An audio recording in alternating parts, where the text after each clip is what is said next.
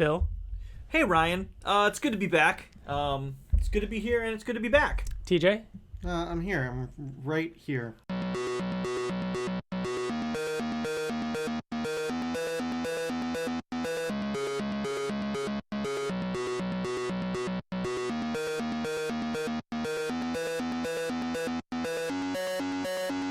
Hello and welcome to the Invincible Podcast, probably the best superhero podcast in the universe. This is a show where friends get together and talk all things Invincible, a comic book by Robert Kirkman, Corey Walker, and Lorenzo De Felici. and Ryan Ottley. I swear to God, I almost said Lorenzo De Felici. And Ryan Ottley. I'm one of your hosts, Ryan, and joining me is Bill. Hi. We're just gonna keep going. And TJ. Absolutely. Everybody TJ. knows that the intro gets fucked up every time now, so I'm let's just going go with it. Yeah. Yeah. Thank you for sticking with us. We had to record this episode a little bit late. Thank you. I feel like we haven't done this in a long time. What? Invincible? Recorded? Invincible? Yeah. Well, recorded in general. Because the last time we Really? I don't recorded feel was Oblivion Song, which was a month ago. That's true. And normally Usually we go 3 every weeks. 2 weeks. Every 2 to 3 weeks. Yeah, it's true. It's on the off week. Invincible, we should have recorded 2 weeks ago. A week and a half, yeah. Or a week and a half ago, yeah. I suppose. Which Yeah, would have so made it just made it feel like it was a little bit longer than usual. I feel like it doesn't feel like it's been a long time because we did The Invincible. trivia. You said it did, trivia. doesn't, so which one is it? Like, I'm All of it. confused. It's Bill, all has your of it. ring always been black? No, this is actually a silicone ring. Yeah. Are you doing that now? You doing that thing?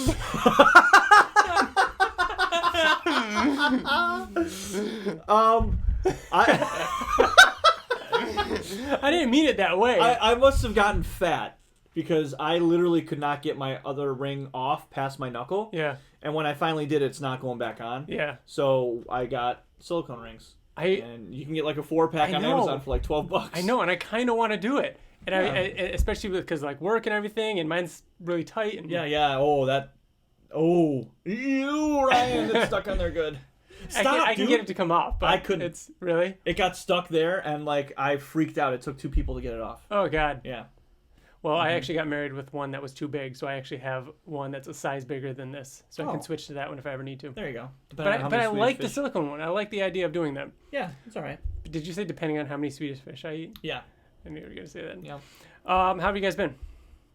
I've been good. TJ got promoted. I did get Right? promoted. Yeah. That's always good. Thank you. Yes. It was a long time coming.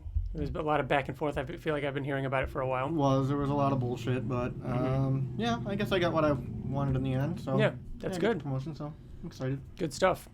On this episode of the podcast, we are going to be talking a little bit about the trivia video that we made over on youtube.com right now. And we're going to talk a little bit about some news items, including some New York Comic Con talk. And then we're going to talk about the volume 11 of Invincible in our reread. What's that volume called? Growing Pains? It's right in front of me. Yes. Volume. I said 11. It's 13. I just didn't update this sheet. It is actually 13. Wow. So we are more than halfway. This is officially more than halfway through the entire series. When did we start this? Time doesn't work in podcasts. I'll tell you like what. 13 months ago. Oh, Yeah. so Yeah, 'cause a we've year, been doing one a a month. year and a month. Yeah. Wow. That's right. So we started, I want to say we started going monthly a little over a year ago now. That's crazy. It feels like it doesn't feel like it's been that long since. It's because we record 2 shows now. Oh yeah, that's true. Yeah. So a couple news items I want to talk about first. Small movie update, just Seth Rogen talking about it again. He said that him and Seth Rogen are still writing the script. There was an Seth Rogen said that him and Seth Rogen are still writing the script? Him and Evan Goldberg. Evan Goldberg. Thank you. They were talking about, was it Good Boys? Did you guys see that? I didn't. I heard it was really good. Like people. I saw it. Did You really? did see it? saw it. What the fuck, man? Yeah, I saw it. It looked like the kind of movie that I don't have much interest in. It's not my kind of comedy, but I kept hearing good things about Can I it. say one thing before you say and you can tell me if I'm right? It seems like they're going to kill the joke that they're young and ignorant. Like, Oh, well, that's literally the point of the movie. like, That's yeah, the thing. whole movie is like, Is it? oh, here's this sex toy. We don't know what it is. We're going to be funny about, oh, here's this other thing. We don't know it because we're young and naive. Well, like Ryan said, I mean, that is to be But did expected. that get old? Maybe a little bit here and there. Yeah. It was better than mediocre, but I'm not doing backflips about it. Okay. But I think, Bill, you should watch it because I thought, like, the main kid, you know, like the real scrawny kid, I thought about Riker the entire time. Really? The entire my time. God. Especially because Riker's at that age and you're telling me stories about how he's, like, you know, Asking like, questions. getting interested Yeah. in sexual stuff. So, Interested in sexual stuff. which is weird to say You about like him. played it cool the entire time, And then I was just like, yeah. you know, he's playing it And then cool. crashed the plane. Sexual stuff. 8 years old? Yeah, I think so. Yeah, he'll be 9. Do you think your son is 8? Dude, it's like after you're 30. Someone asked me how old I was today, and I was like, 32 maybe? Am I 30? Yeah, I don't know how old I am. Yeah, see, exactly. That I That's- understand. Yeah. But yeah, I thought about him the whole time because I don't know. A lot of it's like, come on, like how like these kids should know what this is, but a lot of it wasn't, and it's fun. A lot of it's funny. Yeah. It was good. It was Yeah. decent. Maybe I'll like Netflix kind of movie. No, Ryan, you would hate it. Really? You would hate it. Yeah. Bill, I think you would enjoy it though. Okay. Yeah. But it's super bad. Exactly. Yeah. You didn't like that kind of genre. Yeah. So during a press tour for that, someone interviewing Seth Rogen and Evan Goldberg asked them how the Invincible movie was coming along. Seth Rogen said, really well. Evan Goldberg said, good. Just got a new round of notes on the script and we're typing away. Seth Rogen said, yeah, we're working on the second or third draft of the script and it's pretty good. We don't know. It's been a while since we've looked at it. Since we looked at it. We don't know what draft Second this or is. third draft. Jesus. The script isn't even written yet. Yeah, the script's not done. It's not. It's very disheartening. Yeah. Very disheartening. But expected. Like, why are we? Not We expected. can't act At this surprised. point, we are. At this point, it's Oh, expected. at this point, Yeah. because we're fed up. You could say that they're like halfway through with the first draft, and I'd be like, okay, yeah, that's kind of what I fucking expected. And Seth Rogen then mentioned that they're producers on the animated series and they're writing the live action film. Smoke screen. So they're deep in the world of Invincible. Other than that, I thought it was interesting that Skybound is teaming up with Audible to do stories, like audio stories, which is interesting. Did you guys ever Yeah. listen to any audio like dramas or anything like that?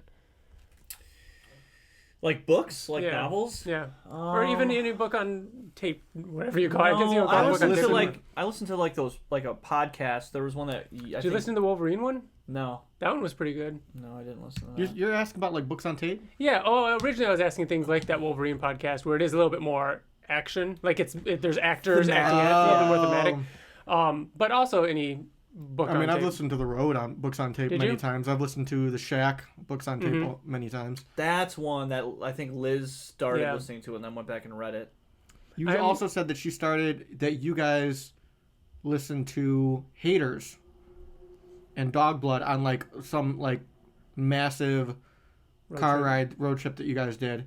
You listened to Haters on the way there and then all of Dog Blood the entire way back. That's crazy sound because familiar. I didn't remember that, and now that you're saying that, I'm like my brain like I'm Ashton Kutcher, my nose is bleeding because I'm remembering. You know what I mean? From Butterfly Effect. Yeah. Which a lot of Very people good. are not going to know. Yes, that they reference. fucking will. If they were cool, they would. But Listen, go see Butterfly Effect in theaters now. do you think it holds up? Yeah, it fucking does. It was a great movie. It was a great movie. Are you nodding your head in Oh, I saw it a long time ago. I don't remember much, but I remember liking it. Butterfly Effect is It gets really Don't really ever fucked up, touch right? me again. Yeah, Yeah. it gets Yeah, that really kid. fucked up. Oh yeah, it gets like it like you know how like It Chapter 1 people are like, ooh wow, that's like Yeah. Ooh, wow. Butterfly Ooh, Effect wow. did it first, Yeah. even though it did it second to the book.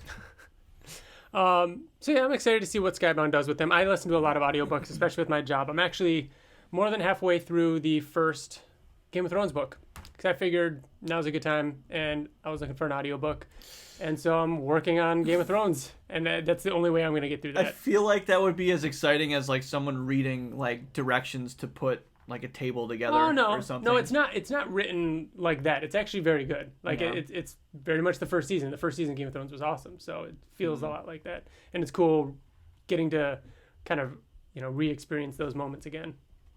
So yeah, we'll see. But again, yeah, it'd be awesome if they did something obviously Invincible related, whether it's a tie-in or any type of just story, but probably not. You think it's going to be all original content or something? It says to Nodding your produce head. audio original content. As well as. This is from creators of global phenomenon The Walking Dead. Audible embarks on a multi-year, multi-project collaboration to produce audio original content. So, I mean, what that could mean is that they're creating stories within the Walking Dead universe, like kind of like how the Telltale games did, Yeah, but for, like, Audible. yeah. Audible.com. Oh my god, remember that? What is it? Is that from Nerdist? No, it's from Audible. Is it? Yeah. Nerdist always did something back when. What did she say? Chris Hardwick did something, wherever you are. Yeah. Next up, I was bringing up.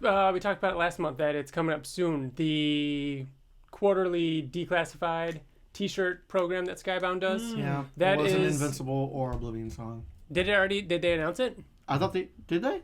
Not that I know of. I thought they were supposed to do it like 2 weeks ago. No, it's the quarterly, like to the date, would be this Friday. So Oh. the day this episode goes live Oh, would so be. maybe it is. So maybe it is going to be Invincible or Oblivion I song, want Oblivion but song. it might be Walking Dead. Because the first one was Die Die Die, which is cool.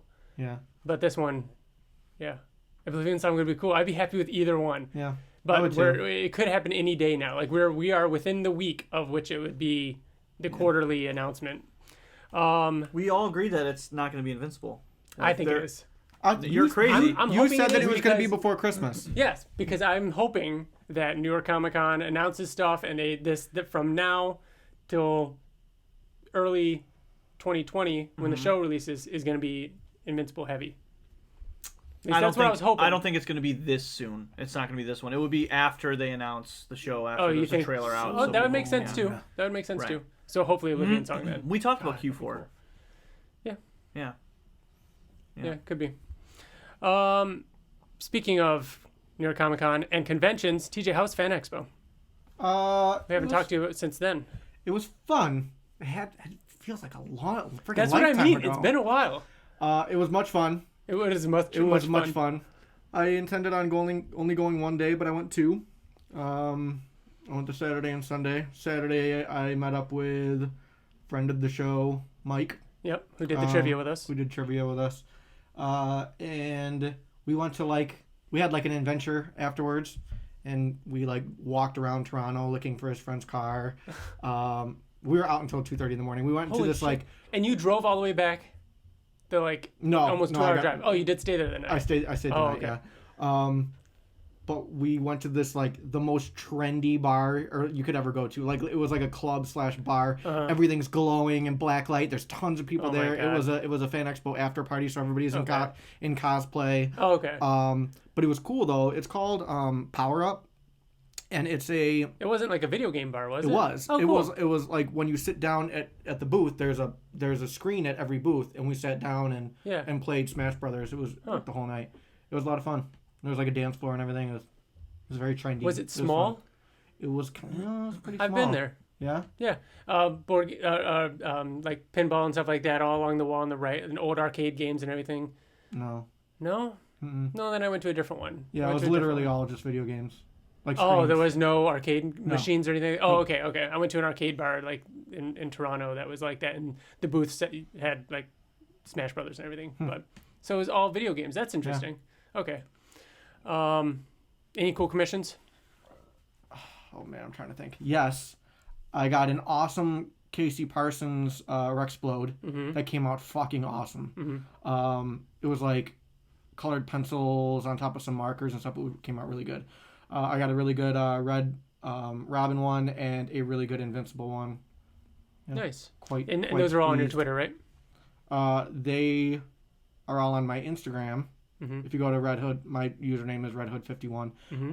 I will be posting the Invincible ones on Twitter though. All right. Awesome. So yeah, keep an eye out for it. Bill, can you believe 3 weeks? No. It's 3 weeks away. Are you ready? My boss, my new boss, Were you like, oh, by the way? his wife is due to have their fourth child. The due date's the 2nd. That's when she's going to be induced. And he was talking to me about it, and I'm like, the 2nd. I'm Something's something's happening. And I'm like, oh, hey, listen, I'm not going to be here. Turns out I'm going to be in New York City. So about that baby. About that baby that's When due. does that baby do? When's that baby due? I'm getting very, very excited, especially because I'm saving money. Really? We're getting random checks in the mail for the You just home get ownership. you just get money in the mail. It's like, here, use yeah, this it's for like New York. it's like some it's like a star something, like some sort of credit that you get or something like Shit. that. I don't know, but it was like a $300 check, and Liz was like, Comic-Con. I'm like, fuck yeah. Nice. And then we just switched over to Verizon, and they gave me a $50 Visa gift card, and I'm like, there's food. Yeah. So, yeah, I can't wait. I want to prepare you guys for a very unlikely, Again, I didn't actually say it, but we're talking about New York Comic Con in 3 weeks. yes, Yes. an unlikely scenario. I'm Did you scared. did you guys But- get an email about the flight changing or something like this? They're changing by minutes. Okay, It's not all right. big deal. Oh, okay. However, there is an unlikely possibility that Robert Kirkman might not be there because the he hasn't been announced yet, and all the panels have been announced, and he was announced by this time last year. But there are still, even after the panels have been announced, there are still more guests I still didn't know being there were. announced. I thought somebody said recently, like, oh, there's still more coming. More Yeah. panels. Has anyone talked? More panels, has anyone more said people anything are to him coming. on Twitter or anything? He hasn't like said that? No. anything. If he wasn't going, I feel like he would have said something by now. You think so? Yeah. If he wasn't going, If he wasn't going. what else would he be doing? Yeah, he's not busy or anything. It is He weird writes that- like 12 comics. It is weird that he has a panel at New York Comic Con for like the last 4 or 5 years or whatever, and to not even go at all. And he's got the most be things weird. coming out like this year, Yeah. media-wise. He'll be there. I honestly would like bet a paycheck on it. He was announced for it 3 weeks before last year. Yep. Hmm. He was announced before the panels were announced. Really? Yep. Yeah, I'm getting nervous. I'm getting getting a little nervous. that he's not going to be there. Because we know Lorenzo's not going to be there, right? Yes. Ottley's confirmed. Otley's going, yeah. Hmm. Regardless, it'll still be fun. You know what I mean? We'll still. What are some things that you're looking forward to doing, TJ? Just commissions. Oh, so many Yeah. commissions. So many artists. Dustin Nugent. I finally get to meet him. He's been one of the He's artists. from was it Sunder. Super Sons? He No, does. he did He does a lot of the covers for Super Sons. Yeah, but it's Descender. It's Descender, Asunder. Yeah. Does he do commissions? He did little Gotham. Mm-hmm. He doesn't do commissions like show commissions. Mm-hmm. He's like one of those like he's very hard to Yeah. get a commission from. But I did message him, or Mm-hmm. I commented on something, and he responded.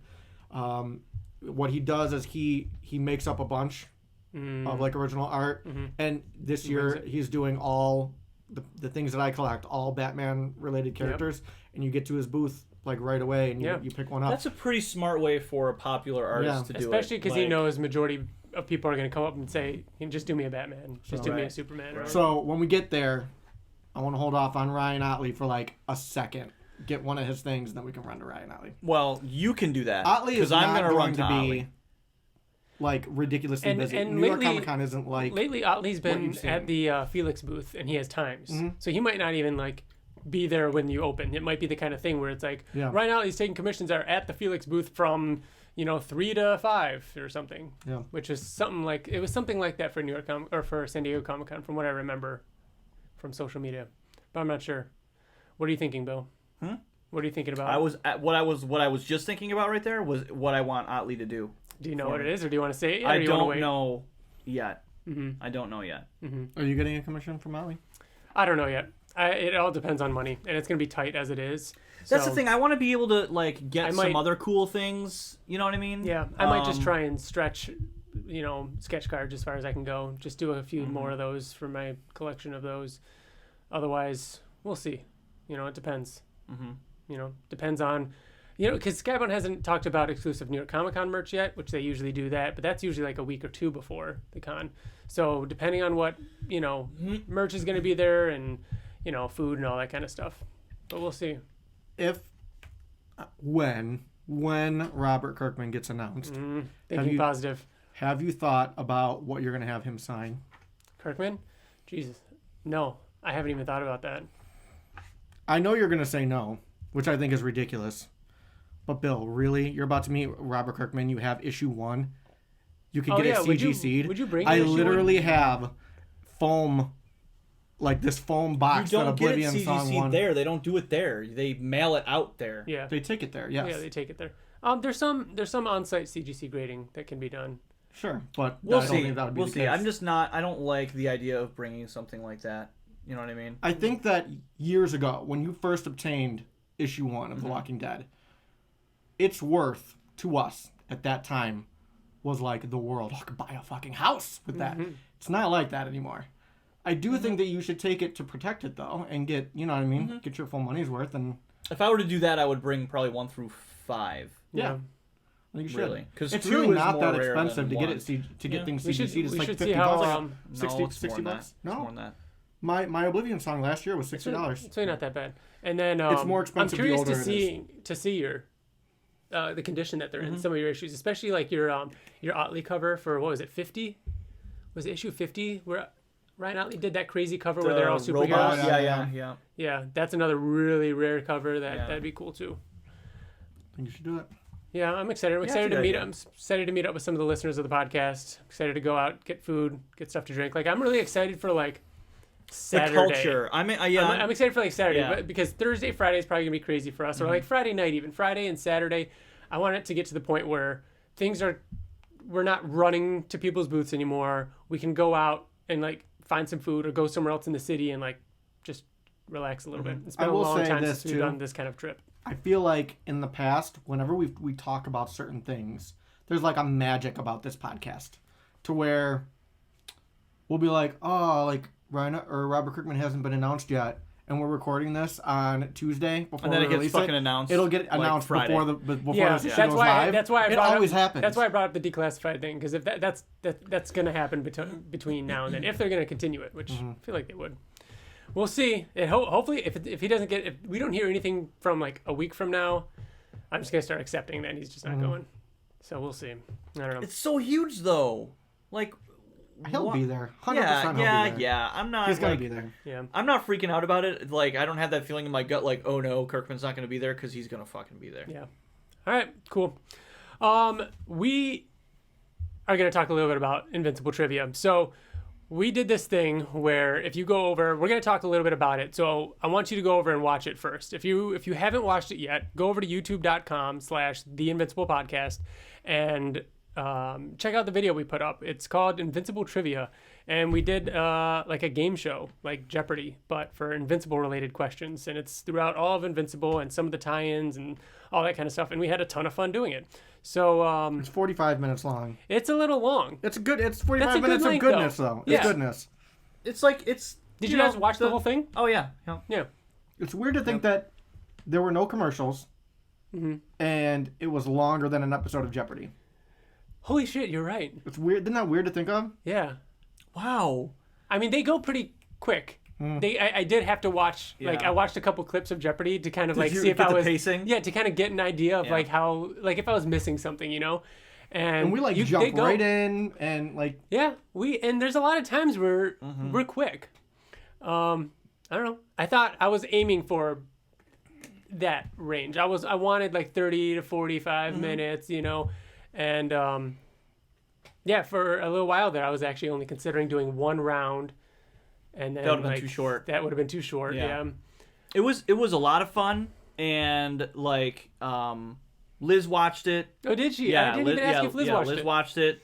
Did she like friend it? Amanda watched it and was like playing along. She got the potatoes one right away. She's like, I paused it. I thought you guys were gonna paused it and I was like, what is it? And she's like, potatoes? Like so like, and I'm like, oh, okay, just skip ahead. Dude, Mike's saying pepperoni. Oh, so Pass the pepperoni. Is it pizza? Pepperoni. It was so defeated. But Liz liked it. And that's cool. Yep. All the reactions that people were sending us were awesome. You know, it seemed like everybody that, you know, was messaging us on Twitter and everything really liked it, which we really appreciate. It was tough doing something like that. Send the link to Britt. Did you send it to her? I did. No, wait. I didn't send it to Brittany yet, I don't think. I need to send it to Brittany. Yeah. I did send it to our friend Rachel. Did I tell you that Rachel caught up? Mm-hmm. Yeah, you sent something. Yeah. She loved it. She thought it was cool. And what else? Yeah, I don't know. Shout out to everybody that contributed too. They had the I tried to get, you know, I got, you know, different people that follow us on Twitter and fans of Invincible to you know, contribute questions. Yeah. And so I wanted that to be a little bit of a surprise for you guys. I liked you guys not knowing everything about it. So thanks to all of you guys that contributed. There was What's Go ahead. that? No, go ahead. No, I was gonna say there was a practice round, and we mentioned it in the actual video because Mike talks about how he did really well in the video, and He did well in the practice round. yeah, in the practice round, and I went through and was able to just take the audio from that because we did do that practice round, and I want to play that here because it's a little fun. And for a while, we are talking a little bit about whether or not, because we weren't sure how to do the buzzing in, because I had the option of allowing you guys to buzz in before I even finished the question. You could have buzzed in immediately if you wanted to, or I couldn't open the door, so to say, until I finished the question. And so during this little clip that I'm going to play, there is some talk of whether or not we should do it one way or the other. But ultimately, I think we decided on the right thing because, like we find out in the end of the clip, it's easy to just spam that button. Like towards the end, TJ, if you're far and above winning, then you're going to, like, Bill's just going to spam the button whether he knows it or not, just to keep you from getting the points. You know. True. So I think it worked out well. I mean, given what we had. So yeah. If people wanted to watch the full, what would they do? Go over to youtube.com/The Invincible Podcast. And it would be right there? Yeah, it should be on the front page of that. You can search The Invincible Podcast, and it's the first thing that comes up. On YouTube? The On trivia? YouTube, yeah. Mm-hmm. Cool. It is obviously our highest viewed video on YouTube. I mean, I broke apart some of the Kirkman New York Comic Con comments, and that one's pretty high, but that was from a couple years ago. So just by sheer time, it's gotten a lot of views. But the views have been really good on the video, and like I said, the feedback's been great. So if you're listening to this, go over, watch that. But right now I'm going to play the practice round, and I came up with 5 practice questions for them to, these were kind of throwaway questions that I didn't get to include in the final trivia, so I used them for the practice. So I hope you enjoy this. I'm going to do the intro just like I would, and I'm going to go right into the thing. First category is practice round. That's the only category. We're going to play it through, and then I'm going to do the intro again, and we're going to go right into it because I feel like we need to. All right, I'm just going to go. I don't know what he just said, so I'm just going to go with it. Just pretend it's real. Okay. Hit escape, and it'll drop me at a full And that'll screen. take you out of full screen. Okay, Yeah. just so I can... I'm your host, Ryan. Let's meet our contestants. First up, we've got Bill, Hi, everybody. and you know him from the podcast as well as TJ. They are the co-hosts for the Invincible Podcast. Oh. And joining us is our guest, Mike. Hello. And I'm going to say, Mike, blah, blah, blah, TJ, let's talk a little bit more. And then I'm like, all right, but let's get into the rules real quick. At first glance, this is going to look a lot like Jeopardy. There's going to be a Jeopardy-style board. There is no dollar value. There is no asking in the form of a question. I am going to let the contestants pick the which one they want.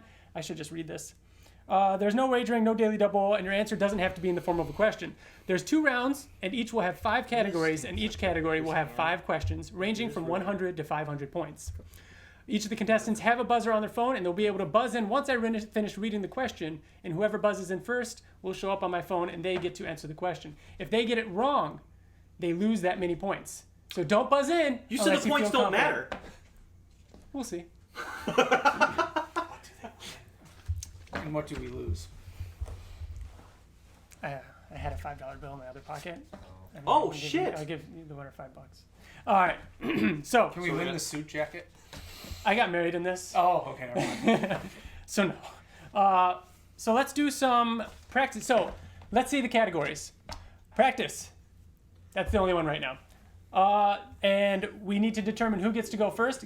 No, Mike, since you're the guest, you get to go first. Okay. So, Mike, Fucking course. where would you like to This is some bullshit already. This game is rigged. go ahead, Mike? Pick a Practice 500. practice for 500. Damn. Wood. What is the name of the superheroing company Adam Eve creates for Mark? Mike, Invincible Incorporated. correct. What the Damn. fuck? I hit that button so I fast. fucking did too.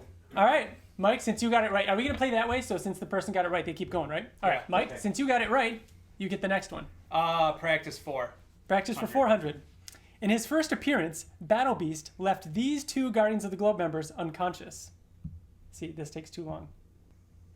TJ, damn, it's so fast. As soon as I hit it. So I've been buzzing in and I'm still not.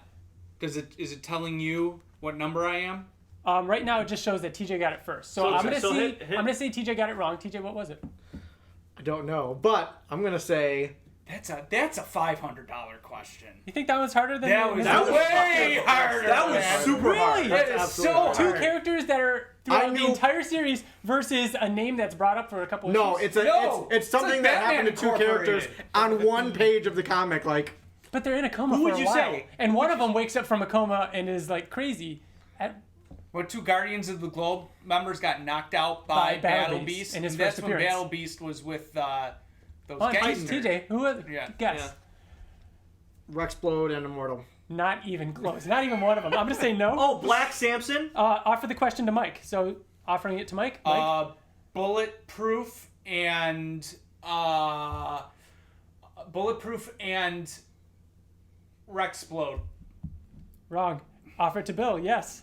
Oh my gosh, was that closer than his? Maybe. Bulletproof and Duplicate. You said it already. Black Samson. Oh, I did. I knew. I God. thought Black Samson was one of them. He wasn't a Guardian of the Globe, though, was he? No, we Yeah. got it right, then Mike goes again. Yeah. So Mike, Black Samson a you get the next. Guardian? He got put on. This isn't was gonna he- be good. I think you. Ac- I think you are gonna have to handle points more because this is a little wonky. I'll try, but I'll do it. it's Practice for 300. hard. Practice for 300. This villain accidentally killed his wife and child. See, I have to do this every time. This isn't good. Mike, Powerplex. correct. This is Honestly, Next this is so fucked. it takes too long to buzz in. for me to set it. Yeah. So let me Because try this literally way. by Hunt. that time, Bill was Hunt. right. Hunt. Let's try it this once way. in a We've lifetime. got 2 more. So Mike, pick the next one. 200. 200. Who's responsible for designing Invincible's costume? Mike? Art. Yeah. Right? Yep. Art. Arthur Oh, the whole name? Jenkins. You need the whole name? I'm giving it to you, but do you know Okay, the rest? Arthur, he runs a tailor shop, Rosenbaum. Rosenbaum. Yeah! There you go. Holy shit!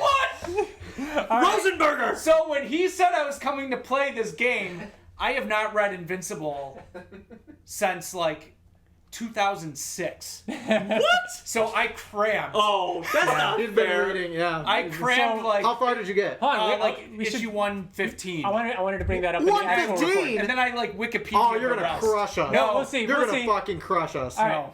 I want to bring that up when we actually do Okay. the real record. The last question You just automatically. Okay, 100. for 100. What is the name of Mark's little brother? So, did you buzzed in before I even finished the question, right? Yeah. Yeah. But So why we're can I allowing do that. that, but they can't? They can. They just But- weren't. Were you guys tapping? No, because he already gave us the option. He already gave us That's the what I mean. buzz. I'm giving He the switched option it. ahead of time for that one, for the last Okay. two. Question. So that's what So I was what doing. was the question? I was just buzzing in. How distracted? See, that's what you can't That's- do. So I have to No, ask the no, it question. was. Every It's time- Oliver. Is the answer Oliver? Yeah. Yeah, Okay, but every yeah. time that you do that, you get a slap across the face. Whoa. See, that's what I was trying to avoid, which means I have to ask the question. Because I could just sit here and I have to ask the fucking- question and then Oh, but set. you lose Is that. it just literally- But then you one? lose. You so lose no. that amount of points. This You is lose what the it looks like points. when I ask a question. So if Bill says practice for 400, I have to go ask question Yeah. 400 and then start. And now you guys can hit it. So can you do the 400 when he says that So and keep your finger what over I it and what just... I do is Why did Bill it be says wrong? There's no reason that had to be wrong. Bill says practice for 400 and I go this and then I ask the question and then hit start. That'll be quicker than me asking the question. You Right? could do it like, because if you have it sitting there, you could tap it as you finish. I think at Like the what's end on of the it table. all, as long as we are entertaining. Okay, I've never podcasted once. No, Bill wasn't exactly. there. It Took is his spot. supposed to be fun, but honestly, I had a hard time. This was the hardest thing to figure out was how to make it so you guys can buzz in. Like, do I take turns? Do you raise your hand? Do you shout it out? Like, there's no way of being fair about it where it's like, you said it first. Like, Yeah. this is the closest This I is can the get. fairest way. Yeah, whatever. do you If think, somebody TJ? starts to Yeah, dominate, it looks like you have an issue. Issue with which one are we agreeing on? Are we agreeing on? I think that I think I am I doing think- it, so I have to ask the question first. that I think is fair That's the only way I because disagree with Mike proved that But I got them all right except Yeah, that because he was ridiculous just hitting one. it. So Right. you can hit it. And But then I would lose points. Yes, which So is I run that risk. That's Which is why the I risk. think. That's why I think we should do it the other way. Because he runs the risk of losing points. but but- that's on me for being a... all the 100. Yeah. You're going to Read find too out quick. really quickly. All the 100, 200, 300. Just buzz in as fast as you can and guess. I don't You're know, gonna that get close, 400 and you're one not was losing that many ridiculous. Do points. it, Ryan. Just go your way, man. That was like issue 19 Just go. or Just something. go your way. Because it's going to be the same thing. That way's more fair because it'll pop up the same for everybody. I think what Bill means to say is, go your own way. Go your own way. Yeah. You could call it Thunder.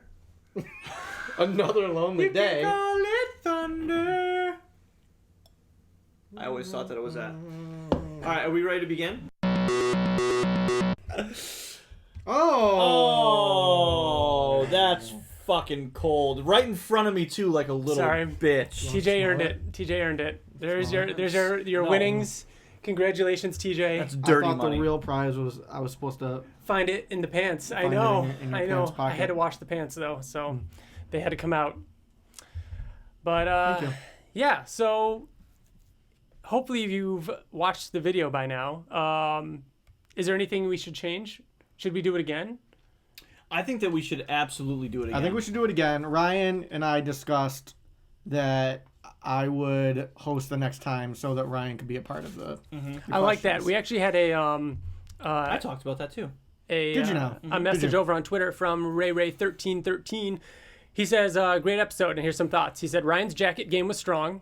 Thank you. That was actually like a last-minute addition. Yeah. It was That was- literally like it Ryan was was- even after the practice round. I think think it was like so. right before we started. You couldn't couldn't contain it. You're like, I just can't with this jacket.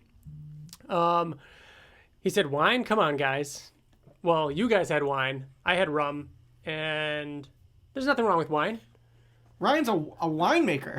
That's literally my job. Nothing wrong with I wine. love wine. The categories were awesome, and the difficulty mix was just right. That took some time. The amount of times I raised and lowered questions that I thought were too easy or too hard, there's only a few that... There was one that I remember you guys were like, oh, that was not a 500-point question. I shouldn't have done. I think it was the Capes one, maybe. I said, like, Knockout and Kid Thor were part of this. Yeah, that was a 500-point I one. think that was 500, and that shouldn't Yeah. have been... I've been like thinking about questions for the next time and kind of like writing stuff down. But my issue that I'm having is that I can easily come up with another round. yeah, I could. It's so, yeah, there's so much- I literally was writing them down. Like I have a bunch of questions in my phone, but the problem is that there are questions that I have on my phone that like I think would stump you, Ryan. Really? I think would. So, well, the next But thing- the last the thing ones that- that would stump you, they would not fucking get in their lives. That's the thing. That's what was really hard because I knew that you knew a whole lot. So I was trying to make it, I don't necessarily think that that's true because no? first of all, fuck you, TJ. Okay. But I mean, Ryan knows his shit, as do you. Well, Ray, the last thing he said, what would the final score have been if I had played, like Ryan had played? I honestly, all of those questions, the only one I wouldn't have known is the 2-lock pull from Wyatt. I mean, and I know that just because I knew all of them? Yeah, I would have known Every all of them. single one? I didn't have to look any of those up. Yeah. David Anders would have been a little tricky, but I would have guessed Dinosaurus. Because who does he turn into? He's the Yeah. only human that turns. Yeah. Otherwise, no, I mean, I literally came up with them. I know, like, I thought of it in my mind. I was like, that'd be a good one. And Oh, you thought of it in your mind. Oh. Yeah. In your mind's eye. But I think if I was playing with TJ and Bill and I didn't know the answer, like I didn't prepare these questions, but they were the same ones, I honestly think it would have just come down to the buzzing. Like if TJ had gotten it first, because I feel like halfway through the majority of the questions, me and TJ or me and Bill or whoever would be tapping, and if it would have gone one way, then It's there were who can very tap faster. yeah, there were very few times where, somebody buzzed in a few seconds after the gate was open, and it would have come down to that. But it would have been close. It would have been close. I want to know which ones you think I might not be able to get, TJ. I honestly think I can tell you right now, the hardest ones and the ones I wanted to avoid were things involving a number of an issue, the date, any dates. I of would things. never ever in a million fucking years. I tried to know avoid any it. of that I tried stuff. to avoid questions where the answer were numbers. Yeah. Like I think one of the only ones I asked was the number of Viltrumites that attacked Mark and Nolan on Thraxia. But that was it. Otherwise I tried to avoid using numbers or anything too difficult. But yeah, so I'd be curious, TJ. I'd be curious to see what what ones, but we'll see. You can come up with. Ask it right now. Ask it right now. No. No, come on. I'm gonna 'cause save you them. can If come he's up with gotta save another I'm one. gonna save them. Come on, you can come up with an extra question. No, I'm And gonna you know save what? If it's gonna be too much, maybe we'll think of another form of game show or another. We could do it a different way. Whereas like I have 10 questions, Bill has 10 questions, or something like that, and we have our own set of questions. So you can come And I up with can a play to different your difficulty. strengths. That's what I mean. You can. And not only that, then I'd be able to play too. Because I can come up with yours. Yeah. We can each come up with each other's questions. We can do something. We can figure this out. We'll figure out another trivia type thing. Yeah. Whether or not we do the video again, I don't know what to do with that. It was fun. I have a blast editing that kind of stuff. It was difficult. I'm not happy with the video quality of how it turned out because it was we were shooting on GoPros and it was very low light, and so that makes the quality drop a little bit. But other than that, I mean, it was. I finished my espresso. Oh. Yeah, we drink espresso too. But yeah, so we'll see. Thank you all for watching, though. And if you haven't watched it, go give it a watch. We appreciate it. Next up, we're moving on into the Rereader, Volume 13. We're going to talk about this and then dive into some of the other stuff that we've been watching, playing, reading, and so on before wrapping up the episode. So this one starts with, let's see, Invincible Volume 13. This is issues 66 to 70 and Invincible Returns #1. So TJ, do you have them by issue or do you have them by trade on your phone or on your iPad? On my iPad, I have them by trade. Nice. I have them convenient. by issue. At a certain point. No, because ever since we've been doing this reread, I've been buying the trade. Oh, nice. So they'll by the You time do we're- have a lot of the single issues. Oh yeah, though. tons of them. Yeah. Yeah, I got probably the majority of them from here on out. I think Yeah. I might have all of them from here on out. But I like having the collection on the iPad too because it's just easier to. Yeah, it is. You know. Very cool. Yeah. So. Well, where do we leave off? So the first 2 issues of this is Well, illustrated by. the last volume was Conquest, was it not? It was. Yeah, Conquest, Angstrom, the technicians, the Sequids were at the very end. Not long now, soon. Yeah. Yeah, you're right. Oh yeah, Yeah. because you can see that. Mm-hmm. Go ahead, TJ. The first 2 issues are illustrated by the OG, Cory The OG. Walker. Did when was the last time he did something in the series? Do you guys remember? Because I don't at this think he point, has it had yet. No, at this this point was- it this had was- been a long This was time. the first time he came back because Yeah, I think it was. because Rex and Amanda's later. Robot and Monster Girls is later. That's in It's the after 90s. So this. this was his first return. 89. Holy yeah. shit! This Yeah. was his first return. Yep, because I remember this was a big deal, like when it happened. That's like 60 issues almost. Since he drew. Wow. Mhm. Well, oh yeah, because it's 66. Mhm. So when he left, no, 8. He left at 8. 8. No, Otley 7 started was his at final. 8. Otley started at 8. Right, so 7. So we left at Yeah. 7. So it's almost 60 issues of consecutive Ryan Otley. I still feel like that's not right, but I'm gonna go with it.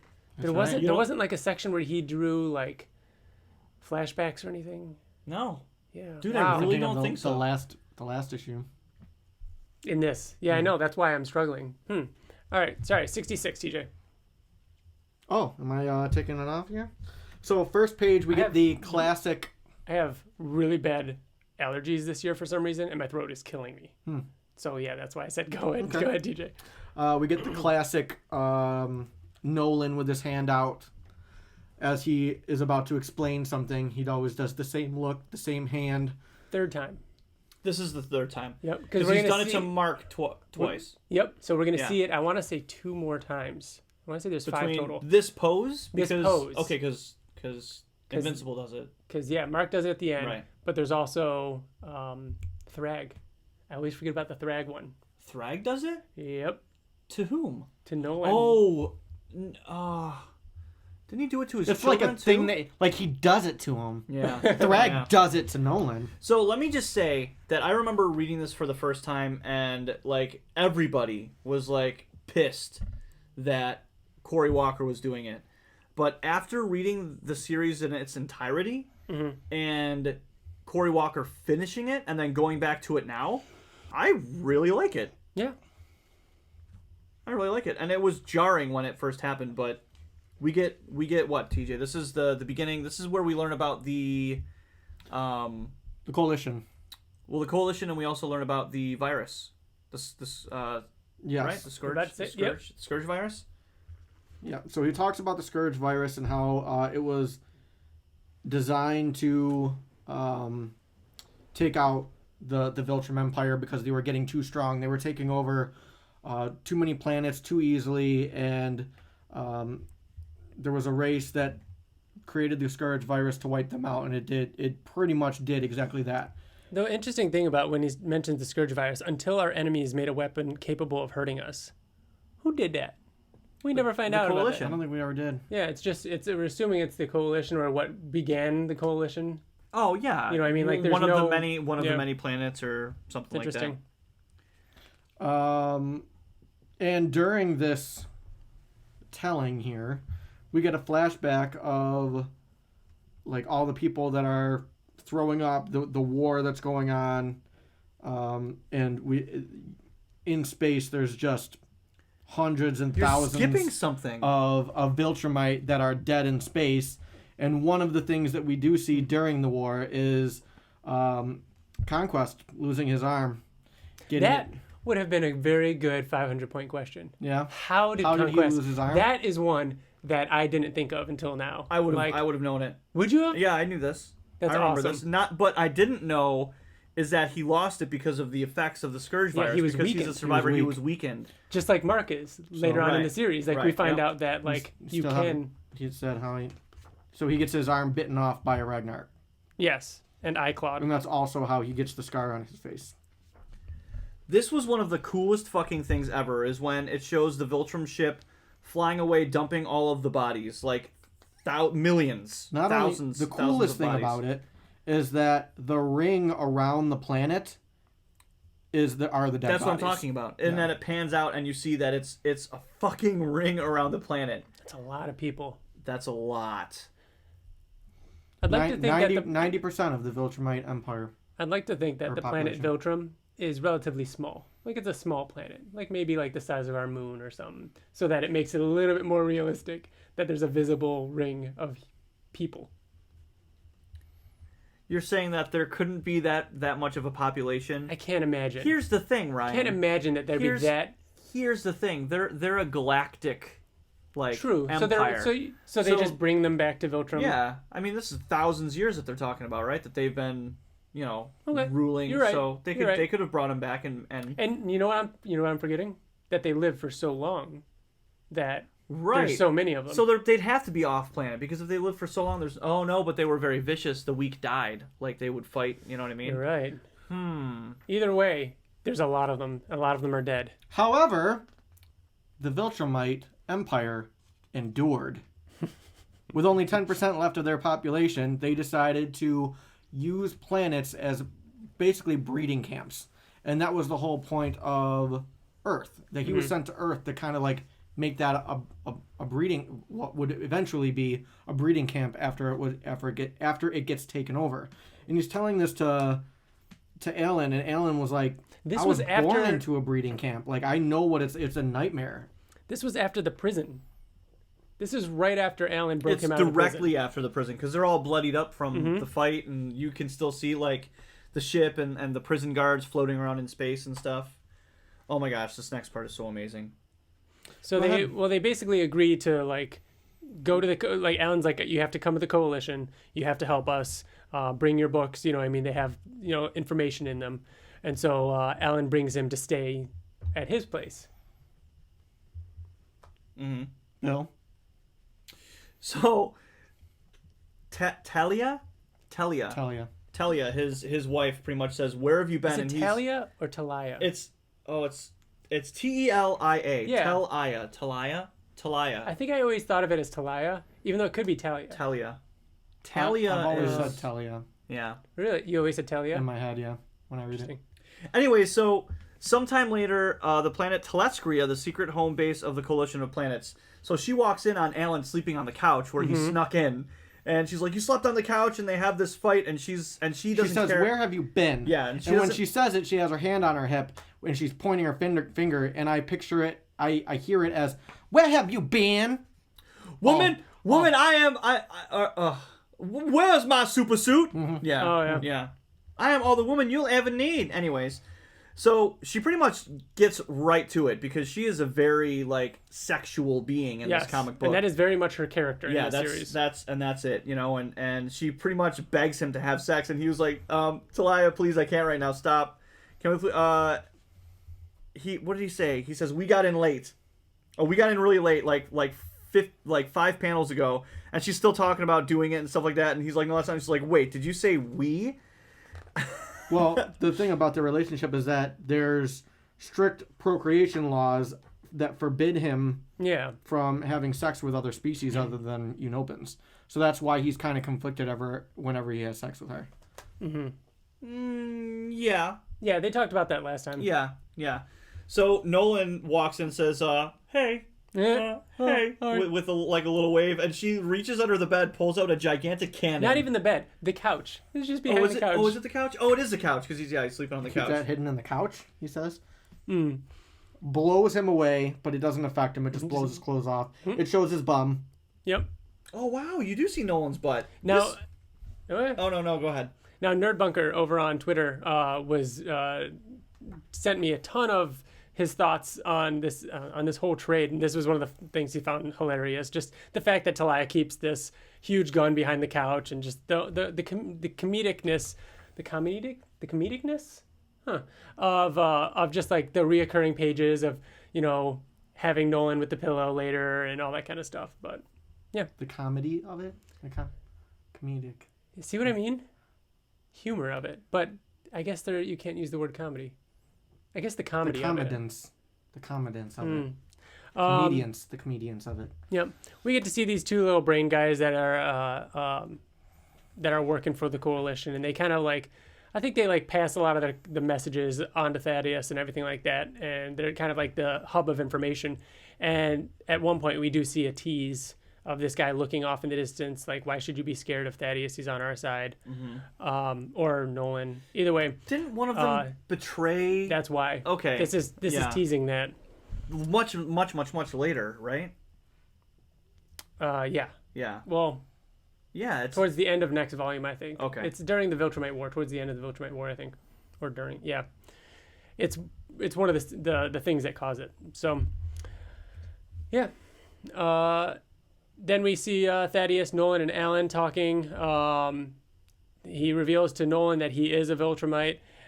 Nolan doesn't believe it. This is the one and only time you get the line. So I read this, and I thought, is that what you and Mike are saying that it is?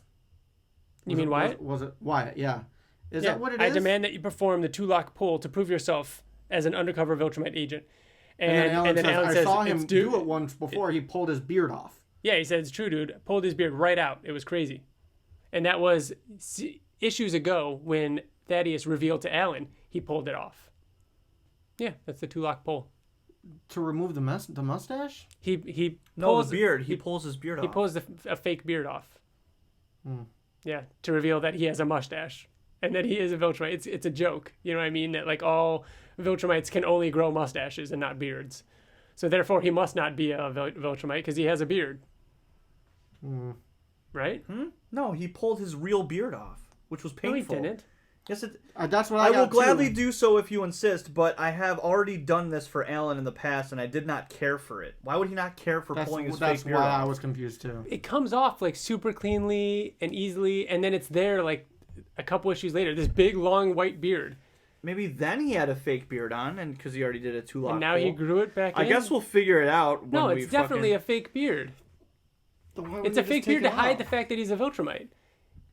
But why wouldn't you just go, okay, here you go, like Santa Claus would? Because it's embarrassing. He's not proud to be a Viltrumite. That's the way I always read it. So I'm with Bill. Really? On this. I don't. That's I why remember I brought seeing it up, somebody on the Invincible Reddit talking about how like pulling it out would be painful. Like it's literally ripping it out, but it doesn't seem like that. The way it all stays together, like it's one piece. Well, why would they call it a two-lock pull? Why would you know what I mean? I think the, it's the just, act of doing the two-lock pull is pulling off a fake beard off of your face. Yeah. Doesn't make sense. Again, it's one of those things that I think they threw it in there as like a joke, and we're like really reading into it because that's what we do. Even but Wyatt, I really I think think that said that the act of ripping off your mustache didn't he say that? well, How no, did he- however it was, I helped him word it, so I don't know whether or not it was what is it called when an undercover Viltrumite agent removes his fake beard. Pretty sure that's what I said. I'm still not confident that it means what we're saying it is. Regardless, I mean, that was the answer to that question. Whether or not he's I ripping it get out that. or it's a fake one. Well, if you get if you get one question for Robert Kirkman at the panel, he can ask him to clarify the two-lock pull. Hey, Robert. He'll be like, "What the fuck is a two-lock pull?" You know the two-lock pull? I bet he'd know what it is. Does Thaddeus remove his beard I for don't know. Alan before this? Oh yeah, this was Yeah, a and while he literally ago. just like kind of just pulls it off, Yeah. right? And it's like okay, Yeah. and No, then he actually is holding it like this. It's just Right. like boop, what is it like? boop, Boop. yeah. It is very confusing, and for the record, it has always confused me. Mm-hmm. I was always confused, like I don't understand. And it's such a throwaway thing. I think it's one of those things where they just gotta be like, we gotta cover this up somehow. Let's just call it something. He doesn't like it. He just doesn't like it. That's all. I Move guess so. along. I guess so. Yeah. Yeah. Nolan talks about how he thought that he was like the only one because it would never happen, and Thaddeus was like, it's been like removed from the history Records. books and no one knows about it. But he gives them The access orders to to- the armory Mm-hmm. where they get these cool new coalition outfits. This is the first time we see the coalition suit for Nolan that later Mark gets. And I Right. think these are really nice. Like, not superhero suits, These but are like nice suits. these are nice. I like these. You know what? I want to get a Corey commission Walker, of... like They are very dude, Corey Walker. and his design, like he designed Yeah. Universa, like he designed most of the characters in this comic. Like his designs are so good, and I think you I'd can like tell. to get a commission of Mark and his coalition outfit. Yeah? Mark was blue, right? Yeah. Yeah. And then Oliver was the red one. Yeah. Very cool. So yeah, and then he jokes a little bit about how he's like nice cape. Meanwhile, he's Nolan's ripping on him for wearing gloves and boots. Ellen offers him some Canslock. Bill, Yep. Canslock, Can't Ellen's favorite food. I got that one right. You did. Nolan passes. So their first stop in their quest to find things that will help them against the Viltrumites is in this asteroid field. Nolan killed someone or buried him under some rocks and came to reclaim his gun. This creature called the Space Racer was actually he didn't take the gun then because if you touch the gun it would go back to its owner, and he wasn't dead at the time, but it's been so long I'm sure he's dead. They touched Yeah, it's been like hundreds of years or something. not hundreds of years because it was before he went to Earth, wasn't it? And he's been on Earth for as long as Mark's, so maybe 40 years, maybe max, I would say. I don't remember how long. At least 100 years. He's been laying here almost 100 years. Really? Sorry. Oh yeah. Yep, close to 100 years. Yeah. This gun belongs to I had to change the names. Yeah, because they originally called him Space Rider in the book that Mark was reading, and in the back of this trade, Kirkman talks about how he hates that name. Space Rider. Space Rider. And so they changed it to Space Racer because it's way better. Anyways, they go to touch the gun. The gun flies to the rocks. They assume that it's just going to his dead body, his corpse. They start removing the rocks, only to find that Space Racer is indeed there and pointing the gun at them.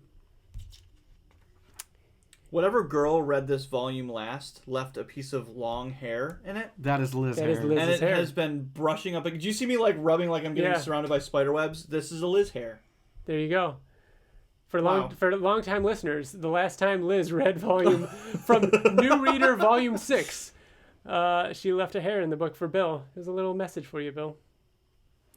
All right. This is issue 67. Sahaba. So they fight Space Racer, and he has that gun that can pretty much shoot through anything. Kind of underutilized in this series. We do get to see some great moments with it, especially coming up in the Viltrumite War. But it's one of those things. Oh, and of course going through the planet. But it's That's one of those the only things. time that I remember it being of like serving any kind of purpose. And he's in a lot of this series. Starting I mean, now, towards the yeah, end. yeah. I always liked his bike too. The fact that it just kind of like forms. Do you think it's in his backpack? Where does it come from? I wonder if it comes from his backpack. Wait, because that's it zooming out, right? And hitting Nolan? I think that because it's probably not a jetpack on his back because he uses the bike. Mm-hmm. So I think it's stored in his backpack. I like that. That's my new headcanon for it. What were you going to say, TJ? Never really cared for Space Racer. No. I didn't. He's honestly... I still think he's working for Thrag. He's honestly one of the characters I forget about the most. Really? Honestly, I forgot about him throughout all of the trivia. I don't think there was a single question. I always forget about Universa. Yeah. I think of Universa more than I think of Space Racer. Really? Yeah. Which is saying something. Because Space Racer is a lot bigger in this comic. But Universa has like that relationship to... I could see why... It's a little bit more of a standout. Like, it's an event. Whereas Space Racer's kind of just always there in the background. Mm-hmm. Yeah, I don't know. I expect him to be kind of like Tech Jacket for people who don't know Tech Jacket. Space Racer, but a lot less interesting. Yeah. Well, I mean, I guess I harbor a lot of ill feelings towards Space Racer because of that issue. Because of that fucking issue. Yeah. And I can't wait to fucking get to that issue where it's like, oh my god, look at how it fucking ended, holy shit. And then he's like, hey guys. Hey, I got away. Yeah. I got away from the biggest villain. Away. Hey, Kirkman explained it on his episode with us. Right, where he got torn in half. It was torn in half. And his bottom half grew a top half, and his top half grew a bottom half, and now there's two Space Racers out there. I love that. That was a good one. Yep. Anyways, back to the issue. They convince Space Racer to help them. Nolan convinces him that, Alan convinces him that Nolan is in fact reformed, and they need his help to fight off the Viltrumites. He offers him some cancel lock. He also passes, and they drive off. Meanwhile, they go back to the Coalition. Yep, we get a great consecutive, not reused art, but reused art shot. Well, Nolan says, "Where should I stay?" to Thaddeus, and then Alan's like, "Oh, buddy, you can stay at my house," and it's Nolan the 4 panels laying there with the pillow over his ears. Dude, we're not keeping you up, are we? No. Okay, good. See you in the morning. Is this the first time we see this? Yes, because this is something that we see later. And then we see it when Nolan comes back, and him and Debbie are doing it to is it Mark? Oliver. Or is it No, it's not Oliver. It's Oliver. No, it's Oliver's not. staying there. Yeah. Remember? You sure? Because that's when Oliver fights Nolan over the Scourge virus. No, this happens again in this. Oh yeah, but it does happen to somebody else though. I'm pretty sure it's what Oliver. we're talking about. Yeah, in the series. So they go on to find more things that'll hurt the Viltrumites. We get another Star Trek crew reference. They go to get the Ragnars, and this was really cool. I liked that. It's definitely not in this volume. It's not this one. No, it's much later. I liked that. In order to stop the Viltrumites, because Nolan's job was also to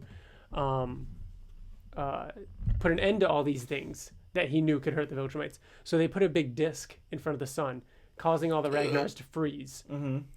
So they decide to thaw them out a little bit in order to carry them back onto the ship. And so Nolan asks that Star Trek crew to move the disc blocking the sun, and they just straight up destroy it. And so they're rapidly melting, and they actually fail at this, right? They're unable to get them. Is that right, TJ? I don't think they're actually able to capture any of them. Yeah, and Nolan's pissed off. Like, he refuses to even get back on the ship. Yep. But yeah, so they fail at that. They go back to Thaddeus. And Nolan and Alan are like all bruised up and beat up. They got band-aids all over themselves. I think that means they fought about it. Because they were fighting the Ragnars. Well, no, because they're fine in the scene with the Ragnars. And then Thaddeus says, "I'm sorry, my people screwed this one up." Nolan says, "Best not to bring it up." Alan's like, "Seriously?" I took that as like... I think it's supposed to be that they from got that fight? fucked up Yeah, with the too. Ragnars. Okay. Yeah, I mean, it's kind of sucks because it doesn't show any damage on them when they're flying away from the planet. Like, no, I get it. But to your point, he says, "That was quick, come on," and then Nolan says, "No, if I get on that ship, I'll rip it in half." because the Star Trek ship. So he does seem kind of mad. I don't know. Yeah, I wasn't sure if it was like a comedic moment or not. And then I really like this these 6 panels of them going to all the different places that Nolan has gone. In the past. Yeah, like there's a plant that had poison that he put beetles on that planet so that they would eat all those plants so that they would destroy it, but they might be able to harvest some of the poison from the beetles. They go to the Geldarians, looking for Tech Jacket. Go to Battle Beast planet. Yeah, they go to the Battle Beast planet. This is the first time we see this King or ruler. What's his name? Yeah. Ready? I know it. This is a trivia question. No, Thok is Thok his is real Battle name. Beast, Yeah. It's close to that. Mock. Okay. Yep. He says that he hasn't seen Battle Beast in so long that there are myths on his planet that Battle Beast even exists. This is one of the first times we actually get like backstory to Battle Beast. We actually find out who he is. He was addicted to conflict, invulnerable, and immortal. He left this world in search of conflicts worthy of his unique abilities. I've never seen So the whole him. race is not like him. Like this Yeah. is the first time you know that. Yep. It's not like they're like all Viltrums where they're all super strong. And he's gonna find Viltrumites. Sorry. it soon.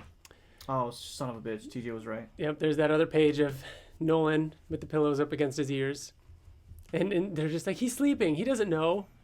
Talia wants him to get out of the house, and the issue ends with the first time in Invincible where we get a 2-page headshot, which is something Kirkman really liked for like a year.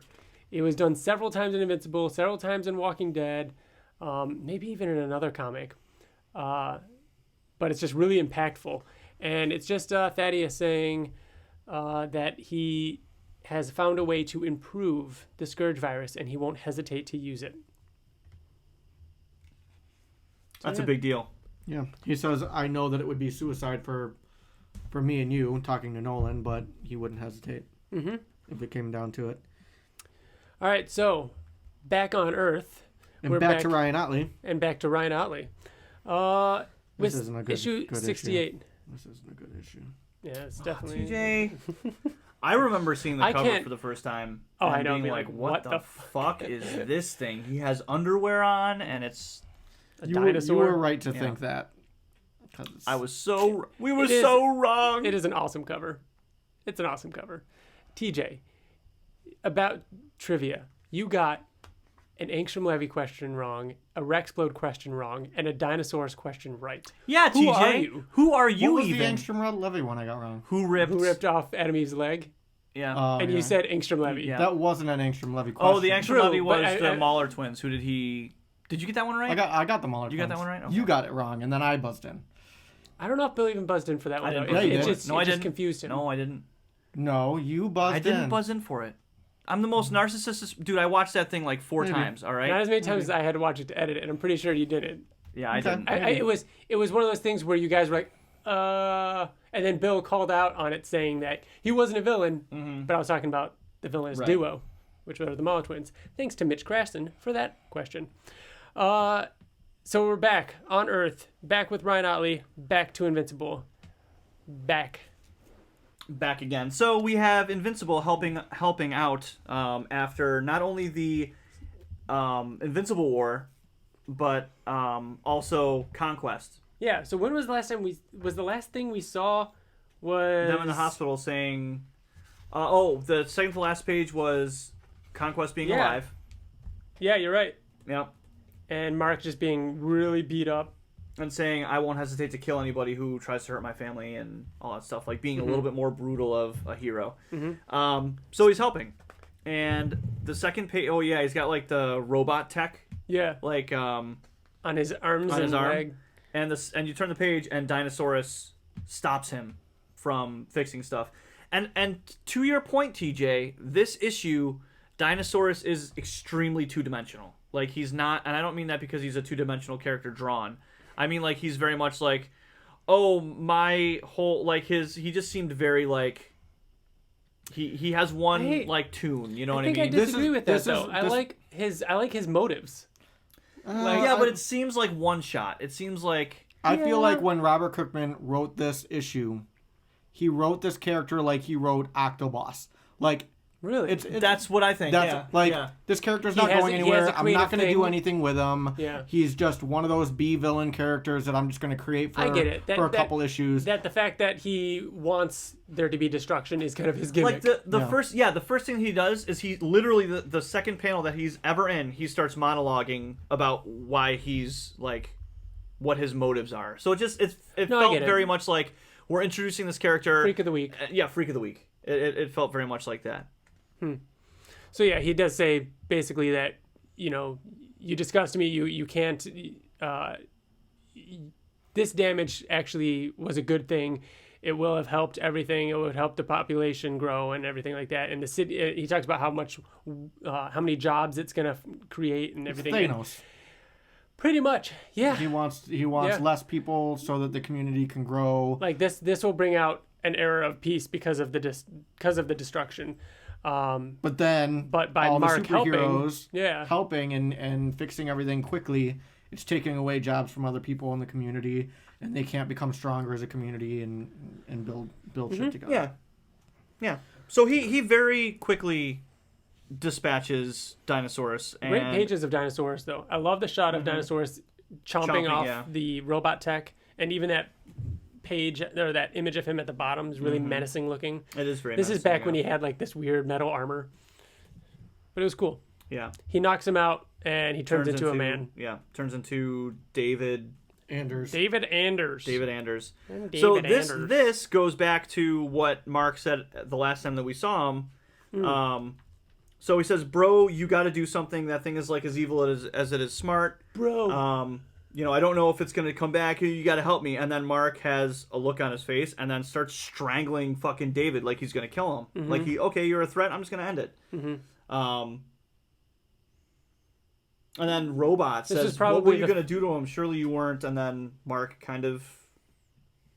Like, I mean, this whole part right here with him, and then it's him talking to Eve on the roof is like Mark really thinking about how he just needs to dispose of the threats and how, like, he, you know, Yeah.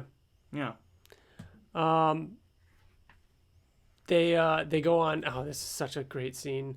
You talk about this scene a lot. It's like, it's so funny. It's so funny to me. Like, it's just so weird. You know what I mean? Like, so Mark goes to dinner with Eve at her parents' house, and it's one of those things where it's like, we just went through this Awkward giant and space unsettling. opera with blood and guts and then all this destruction and death, and then all of a sudden it's just Mark at his girlfriend's house eating dinner with her crazy parents.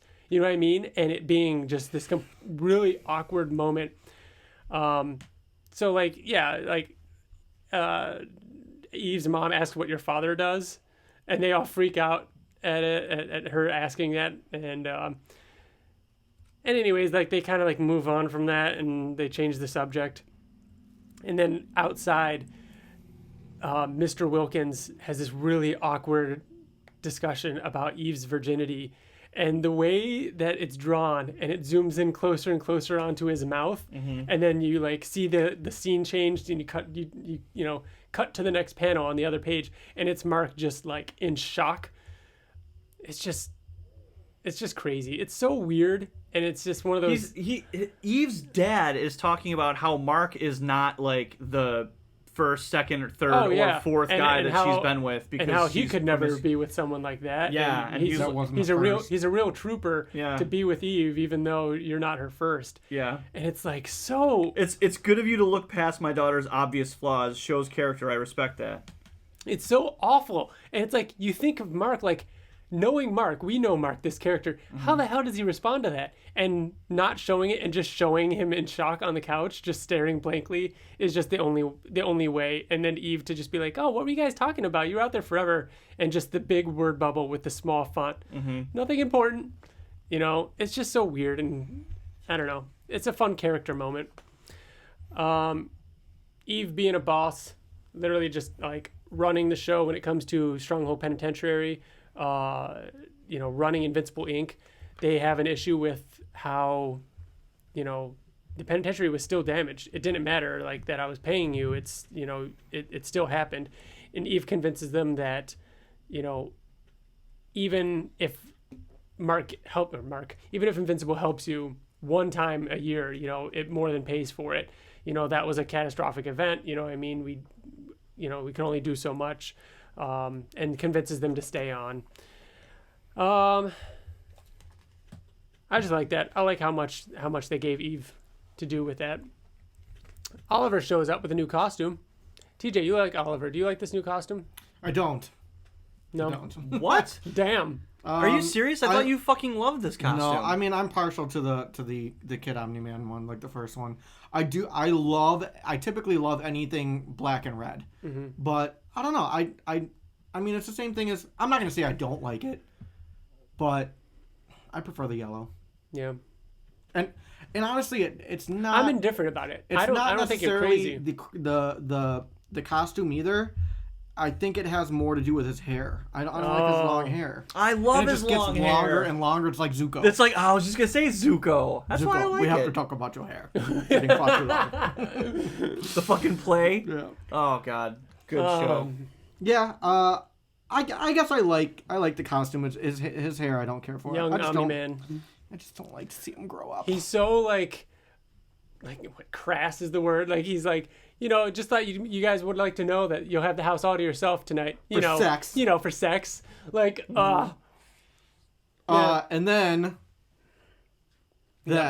we get a cut to the block, Remote Global Defense Agency, outpost for the Mojave Desert, and there's Conquest. You see just nothing but his head. He wakes up and he goes, "What? They left me alive? Stupid." And then all of a sudden the alarm starts going off, and then he breaks free, and it shows him buck-ass naked, flying up into the sky, through space, and off to another planet. That's and then two it butts. just You've already shows seen two butts. Guy butts too. Mm-hmm.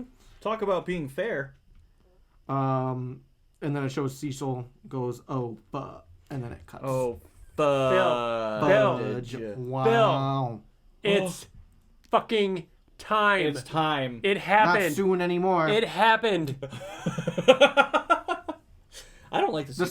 sequids. You don't like the sequence that much? I don't like the sequids either. I don't like. No. I don't like them. I think that they don't pose think- a threat. I think that. I think if the time that we waited was cut in half, they would be significantly better. Because I like this. I like the whole Mars. It's too much build up Yes, for not enough. for what it is. payoff. I agree with that. I think the whole Mars storyline. I think the whole host mind, hive mind thing. I like that a lot. I think if it was like if I think Earth the was threat taken is great. over, you know what I mean? If like half of Earth was taken over and it was like another like comic book event. that's I too mean, much though, but we because just- literally we just can't- one that's human what I'm is all it takes. Yeah. Well, like- we'll get into that because I have some comments Okay. to make on that too, but we're not there yet. But all it says is that the Sequid invasion of Earth begins now, and then we cut back to the current storyline. Back Mark at home. Another comedic moment. Yeah, well, Yeah, because he's saying, like, I really appreciate that you're comfortable enough in a relationship to spend so much time in the can, but you left your pants out here, and my mom's going to be home soon. It sends the wrong signal. and then she yells at him, "Go away!" A lot and of he's sex like, in this volume, "All too." right, sorry to bother you," and then he walks away. Wait. Okay, so the next panel is pretty intense, but this whole part is way funnier than you're making it out to be. So she says, "Go away," and he says, "Okay, let me know if you need anything." And then it's a panel of just the door, and then Him, like, peeking and then he comes back, he's like, "Sorry to bother you," like, Yeah. like it's really kind of funny. And then you find out why she screamed, "Go away." She's pregnant. Was that a bomb that just went off outside? I think it was. TJ act like he got shot. There was a loud explosion outside, though. Yeah, That was interesting. that was pretty loud. I like the colors on this cover, They are very like good. how it the glow, Shadow. the glow on Eve's face from her powers, like I don't know. Oh, yeah, like that. on her chest So- and Yeah. everything like that. So- how but, that- but this is it the just beginning looks of really good. many of what I think makes Invincible one of the most unique comics, and we talk about it all the time, like how it deals with real world issues. I'm talking about Eve being pregnant. And like- this was teased even before. Remember when she... Her clothes, Her clothes were or starting Mark's to- clothes, she's like, oh, they're neatly spread on the floor, and like They were growing her stuff. powers, were kind of messed up. So this isn't this is the first time she was pregnant, right? Mm-hmm. Because she's been pregnant twice Mm-hmm. that we know Yep. of. Because Mark's about to go away to the Votremite War. Right. When he comes back, Yeah. finds out that she didn't Right. keep him. We'll get there. God, we'll this get there. is so intense. Yeah. Oh. All right. So this is Universa. I love the way this issue She starts. is Universa, warrior queen to a far-off world. She has traveled countless miles to the planet Earth. Her reasons for doing so will put the entire planet in jeopardy. She is as deadly as she is relentless. And then it just continues with Yeah, this and it's like weird the monologue. population of this planet is in grave danger. They have no concept of the level of threat headed their way because the people of Earth have far more pressing concerns at the moment. And it's the Being the sequids. sequids. The sequids? I've always said sequids. Really? So when you're Always. reading You in your said head, it's sequids? I feel like whenever we've talked about it, I've always said sequids too. That's stop. sequids. Yeah, the Oh my God. sequids. Anytime It's like sequence. It's like air anytime conditioner. I have to type in sequid in like notes or anything like that on the computer, it changes it to sequins. Yeah. Yeah. Like the shiny little Yeah. gems, Yeah. sequins. Now Or picture, no, that's picture that. sequins. No, it's sequins. It is sequins. Oh, The word doesn't make sense anymore. Good, you got it. So Take I Mrs. Mooney on I a love- pie shop. I love the image of all of the sewer plates. Wait, that is a Savage Savage Dragon Dragon antenna, antenna bobble thing. I never noticed that before. Mm-hmm. Interesting. So yeah, it has kind of happened. It's finally happened. Universa shows up. She's going after the nuclear power plant. Eve gets the phone call on the Invincible Incorporated phone, and it's the power plant. They need you right now. Eve says that her powers are still acting up, and that like Mark asks if you're sure you want to go. She goes with him. Debbie barges in the room to say that aliens are attacking Houston. So Mark and Eve are going after Universa. Meanwhile, Houston is being attacked by the sequids. I'm assuming the power plant is nearby, but Universa is talking about monologuing how her planet needs all of its energy. She's capable of storing the energy. Mark shows up with Eve. And he's like, listen, like if you need energy for your planet, we'll give you energy.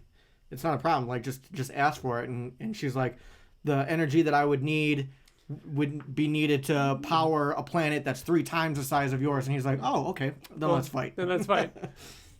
Silly.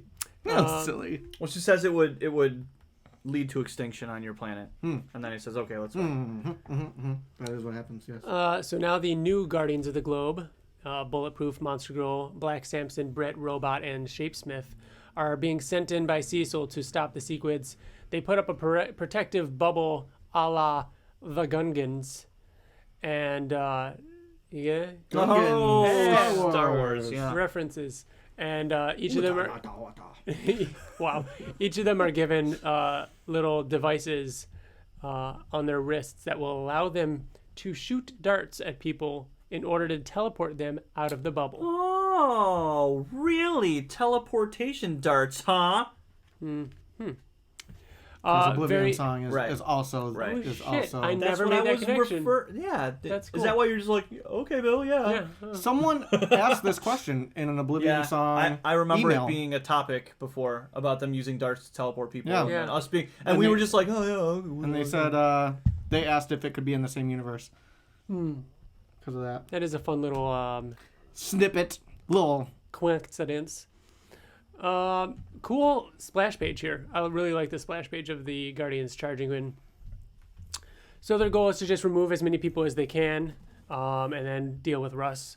So a lot of scenes of them going through saving people. Cut back to Mark and Universa fighting, And he punches her in the face. and then And then she looks back and she goes, how could you?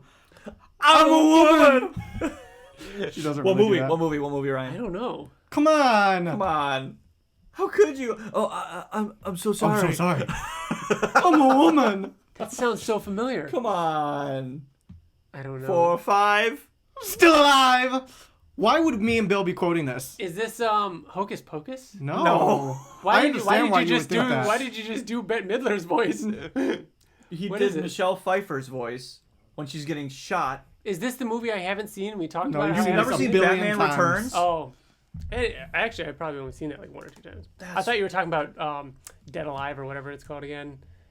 Oh, Death Becomes Her. Death Becomes Her. Oh man, we need to watch that movie.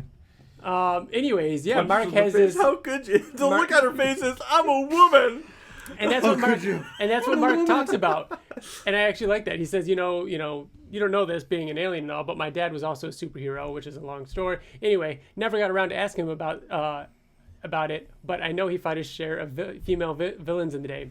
Ever since I found out he was a superhero, I always wondered how he did it. I mean, I'm a firm believer that hitting women is wrong. Thing is, it's part of the job, and I don't want to be sexist. If I'm honest, and feel free to call me old-fashioned, I'm still not comfortable with it. And then she like blasts him with her staff, with the electricity kind of shoots out of the staff, and then he goes, "Oh, again, getting more comfortable with it." Mm-hmm. Eve surprise attacks her from behind. She goes to put up a protective shield, and it turns to flowers. Mark snaps, yells for Eve, harking kind of back to Conquest, flies in front to protect her. Universe has a moment where she actually kind of commends their relationship, saying, that he must really have loved you or something like that. Mark takes the staff, and Eve manages to knock her out because all the power was stored in her staff. Cecil shows up. He's going to take care of this, but Mark, you're needed in Houston right now. The sequids are back. We've got it blocked off. I don't know how long it'll hold. Mark's like, but don't the Guardians have it under control? Turn the page, and it ends with a splash page of Russ Livingston, and all the Guardians are incapacitated. Reminds me kind of Doc Seismic. Right? It does, yeah. Of kind of like having He all does the have heroes. the, like, all too easy is what He's like- Russ says. He's like, finally! And Yeah. everyone's behind him and defeated. Yeah. And earlier in the comic, he's like shooting all the sequids, and he's like, "Fools!" He's very much like that. Firing the what? The sequids. Sequids. The sequids. Sequence. No, you are putting the emphasis. There's no way that's right. You're putting the There's- emphasis. I'm not putting the emphasis. No. You're putting the emphasis on the E. Yeah. Sequids. Right, and you're saying sequids. You're putting it on the Q. Sequids. No. Say air conditioner. Air conditioner? Air conditioner. Air conditioner or air I conditioner. think that's a bad example. No, it's It is not. a bad. It is a bad Sequids or example. sequids? Yeah. Ugh, sequids. It doesn't even feel right. It's like saying Viltrum. Still feels like a chore to me every time I have to say it. Viltrumite. I've trained Viltrumite. myself. I'm very much aware that I'm doing it, but I don't think I say Viltrumite anymore. In fact, that's starting to feel yeah, weird. it does feel weird. I just said Viltrumite. Ugh. Right? Viltrumite. There we go. Man, we probably did like 50 episodes. At least. Viltrumite. At least, yeah. More than half, probably. Crazy cover. The amount of sequids that Ryan Ottley had to draw for these 2 issues. Jesus. Very cool cover for issue 70, though. Just all sequids with Mark kind of punching through them. This issue starts with Robot pressing up his suit up against a sewer grate and him going down under the sewers. Mark gets teleported in. He attacks Russ Livingston. And, Mark's just, they talk about how are you still here? What is going on? In the splash page, it kind of looks like it's like a TV screen, and Pikachu's watching it from the audience. What? I don't know what you're saying. What are you... Looks Oh, like yeah! Pikachu. There's a shadow. Yeah, Shadow of a Sequid. No, don't... A shadow don't. of the man. What man? No, Man what with is it? power? What power? Nothing more than a shadow. Shadow with a face of Staneth Baratheon. That's what it is. Okay. What? That was... She said it like a billion times, Brienne. Yeah. It was a shadow. A shadow with a face of Staneth yeah. Baratheon. She said it like a million times. She kept talking about it. Yeah. Every time she'd bring it up. Killing Ramsay. Not Ramsay. Was it Ramsay? No, not Ramsay. It was... what was his name? It was the first... It was the first brother. It was the first one to die. Stark. No. Baratheon. What the fuck was his name? Yeah. Anyways, No, it's gonna bother me. We can't go on. it was Baratheon's brother. What was his name? It starts with an R. It's not Renly. Rickon. It's Renly. Renly. Renly? Renly. Yeah. Renly. Who are you talking It was about? Renly. Renly Baratheon. Oh, He was- Baratheon. Yes, he was Okay, killed by the okay, shadow yeah. thing. The shadow with the face of Stannis Baratheon. Oh my god. Anyways, Mark is fighting the Sequids.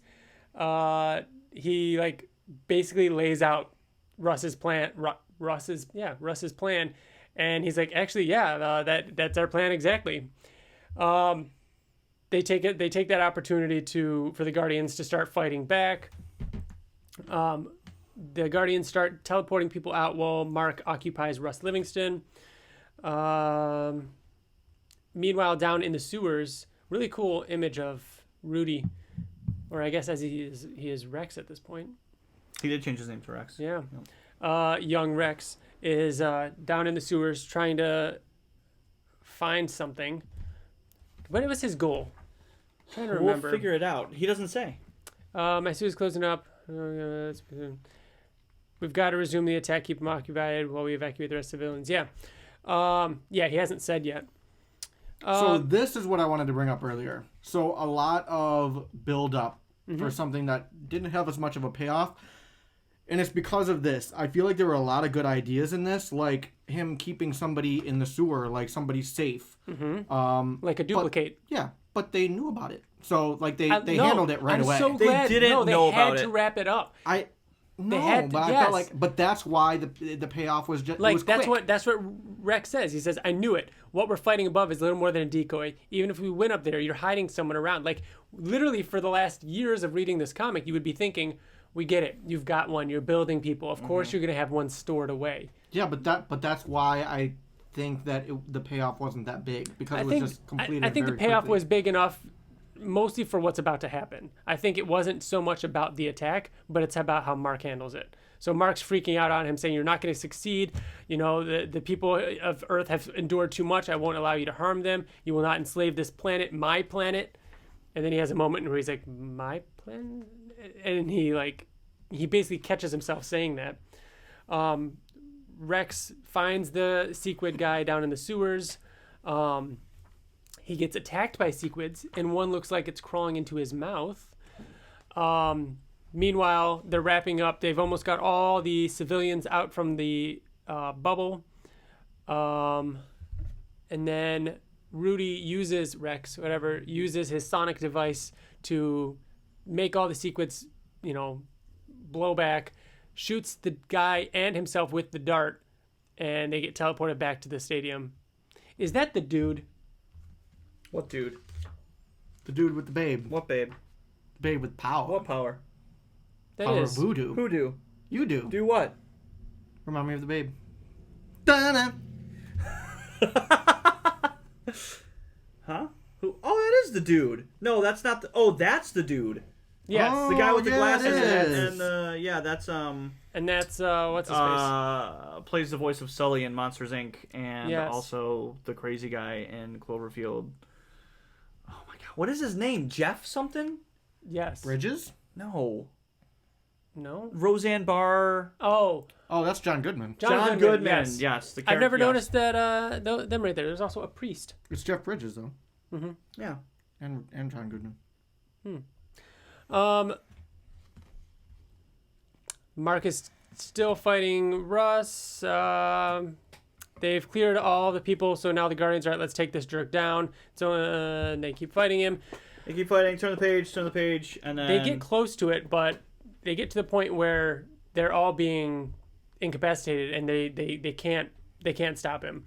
So Mark says that I've been holding back, waiting for them to get into position to use their disruptor things. I know the threat you pose. You could actually succeed in enslaving this entire planet, and I won't let it happen. You've left me with no choice. And Mark punches through Russ Livingston's neck, decapitating him. And then, ironically enough, Robot says, "Invincible, what have you done? He was a threat. He was innocent. How you didn't have to kill an innocent man."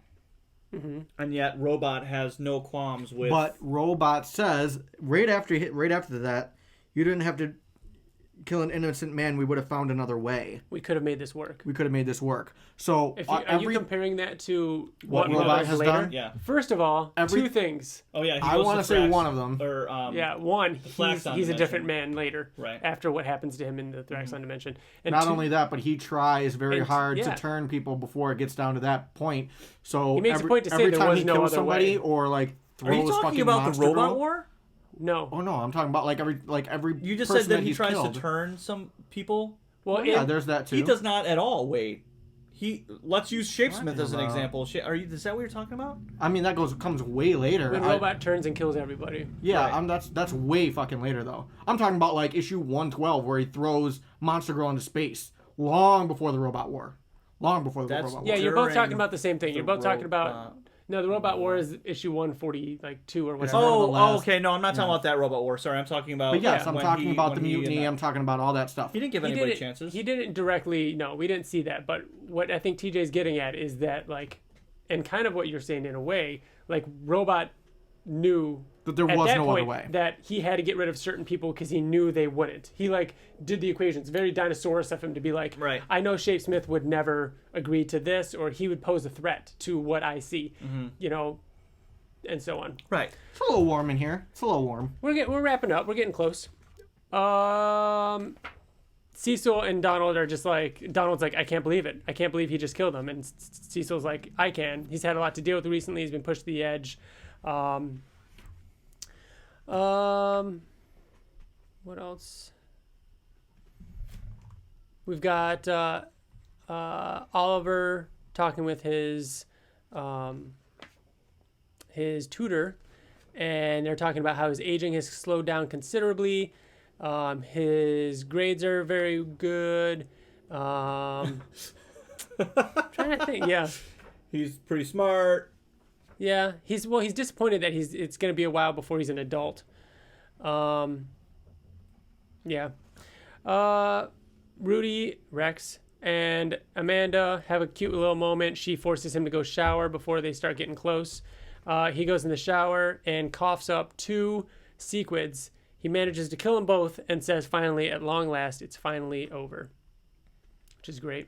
I've never seen him smile like that before. That looks weird, doesn't it? A little creepy. Like, is he sitting on the shower floor, just kind of, smiling? Yep. And then Is this the end? And then the last. I feel like we have so much longer to go. No, it'll be This is a quick. long issue.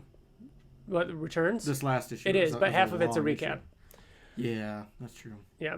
That was excruciating to reread. So this issue ends with Mark talking to Eve, saying that they've got, that he doesn't know if things will ever be the same again. He's changed. And Cecil walks in and he's like, look, I know Cecil teleports in and says we really need to talk. And that brings us to Invincible Returns. Invincible Returns. Which, this cover, I just flipped to the front, and he was not given any credit for this cover. This cover was done by David Finch. Yeah. And he's not in the front at all. I don't really like that. Who's David Finch? He's a comic book artist. He does a lot of stuff. A lot of stuff. But, yeah, I love this cover. I like all the lines. Interesting. Yeah, usually they do credits. Yeah, I thought that was front. weird. Yeah. But this is one of the more rare Invincible issues. There's a lot Difficult to find. That's why I know it's David Finch. which is weird that it's so hard to find. Is this all one issue? Yeah. Yeah, but it's That's all skip- recap. It's basically 2 And issues. it's not even good recap. Because literally, the way he talks Yeah, is it's like... it's all very, what do you call My it? father, Omni-Man, is right now working with Alan the Alien. Yeah, it's all he's it's very... Right. exposition. It's Yeah. him just being very blunt, and it's for new readers to catch up. All right, so the first half is what's really important. It's the conversation between Cecil and Mark. Worm. They talk about how this is Cecil explaining to him Cecil says he's scared of him. yeah, and he introduces him again to D.A. Sinclair and says, hey, so the things he did were horrific. It was terrible what he did to those people. But since then, I'm happy to report that he's completely reformed. He's developing new technology with the full support of the Global Defense Agency, and he's making your job easier. Also, he's engaged to be married to Justine, one of our other scientists, and that I've learned that they've had their first child. Or they're expecting their first child. And Dave Sinclair even says, like, I was a bad person. I'm not a bad person. I was driven mad by my work, but only because I knew what I was doing was the right thing and that the ends justified the means. I regret what I did and so on. So he's like showing Mark that, like, hey, you know, people can reform. Yeah, he's basically telling Mark, like, hey, I know you killed that guy, but, you know, we can still work it out. He's not going to reprimand Mark. Donald comes in and says that he needs, you know, there's something that needs help with. Meanwhile, Conquest arrives on the Viltrumite mothership, and Neil is forced to kneel before Thrag. This is our introduction to General Thrag. Interesting that Thrag would be in this issue. Just seems kind of weird, the timing of it all. Yeah. Yeah, I mean, he's such a monumental villain, and it's just... Yeah. I mean, this was a big issue, meant to be a big issue. Mm-hmm. The build up, getting everybody ready for the coming Viltrumite War issues, which was like a year-long event. The Thrag says that, you know, they've learned of a team sent to Earth to retrieve Nolan Sung and bring him into direct conflict with us. And he says he charges Conquest to intercept them. So he knows. So Thrag knows the Coalition is planning to attack Viltrum because there's a mole, which we knew about a long time ago, and we know who it is. We've been introduced to him now, and he wants Thrag to go intercept them, which we'll see very soon. Soon. I like seeing Eve confide Talking to in William. I like this a lot. Good scene. Talking about her being pregnant, and how she can't see having a baby right now, and she wants to have a baby with Mark. That's all she's ever wanted, but they're just too busy right now. Her powers are acting up, and Mark is off fighting some new villain every day. He's never going to be around. And she kind of says that you're pretty much my only friend, or the closest thing I have to a friend. And then this next page is Debbie and Oliver, and a really cute scene between the two of them. And I've actually got an email to read right now. So this comes from Let's Talk Invincible over on Twitter. Hey, it's Vince. She says, sorry for not sending you guys any emails earlier. I keep meaning to do so again. Seeing as how you guys are approaching Volume 13 Growing Pains, at the time of this email, I figured I'd write in. The only original Invincible page I actually own is from this volume. After all, it's the one of Oliver eating cereal in conversation with Debbie during Invincible Returns. An odd choice, I know, but I couldn't be happier to have it. Mark, Debbie, and Oliver are my all-time favorite Invincible characters in that order. And to have them both on a page brings me so much joy. Their relationship is so touching, and I'm a sucker for it. That line, Oliver, kid, I'm sure glad you came along. Ugh, my heart. Same, Debbie, same. Even though I adore the gore and fight scenes in Invincible, I've always been partial to the quieter moments between family and friends. They're my favorite bits from the whole series. Love your show. It's still one of the 3 podcasts I actually prioritize being caught up on. Keep up the good work, eh? And remember, Dinosaurus was right. Love, Kelsey /Vince /resident dinosaurist apologist / whatever the fuck ever at Invincible Inc. Thanks for that. I agree. It's always those small moments. Some of those are my favorite. So it's a good scene. Agreed. Next up, Mark randomly flying away from... Arm-pitting. Yeah, flying away with Titan away from... Mahershala Ali. The dragon. Ali. And Master Liu, and his dragon projection. We get to see some B-side villains. Who are they? Who are they, TJ? Name them left to right. Oh, God. Magmite? Nope. Magmaniac? Yep. Furnace? Mm-hmm. Yep. Tether Tyrant? Yep. And? Oh, no, the one you didn't know. Oh, my God, I can't believe it. How ironic. He is Eve's arch nemesis. I can't fucking remember. What? Don't tell me. I can't remember because I thought it was I guessed Tether Tyrant. Kill Cannon. Kill Cannon. I can't believe it, dude. Why? Just I don't know. Just I beat you. Fuck you. I think it's that more is that true. he can't believe he knows something you don't than That's- the fact that you might don't be, know yeah, it. that might be Okay. true. That might also be true. So Mark is helping save them, he's trying to figure out what's going on, and it's basically he's in the middle of a territory dispute between Titan and Master Lu, which ends up, Cecil shows up and takes care of it. Mark flies away. That's pretty much how it's wrapped up.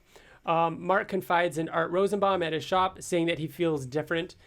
He doesn't know what it is. He feels like this suit is a curse, and that maybe this whole being invincible thing was a mistake. Art tells him that, listen, I was close with your father. I know that this job can be hard at times, but I know you're a good man. Basically, he said you've strayed, maybe crossed a line or two, but so many others, have, and he says if you feel like you can't wear that costume anymore, then don't wear that costume anymore. I can't go back in time or undo what you've done. But if you're ready to go back to the way things were, I can at least make you look the part.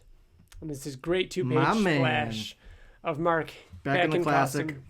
The classic suit. Slightly different. Well, kind of. No boots. No fingerless gloves. No fingerless classic. gloves. Do you guys have a preference? This one.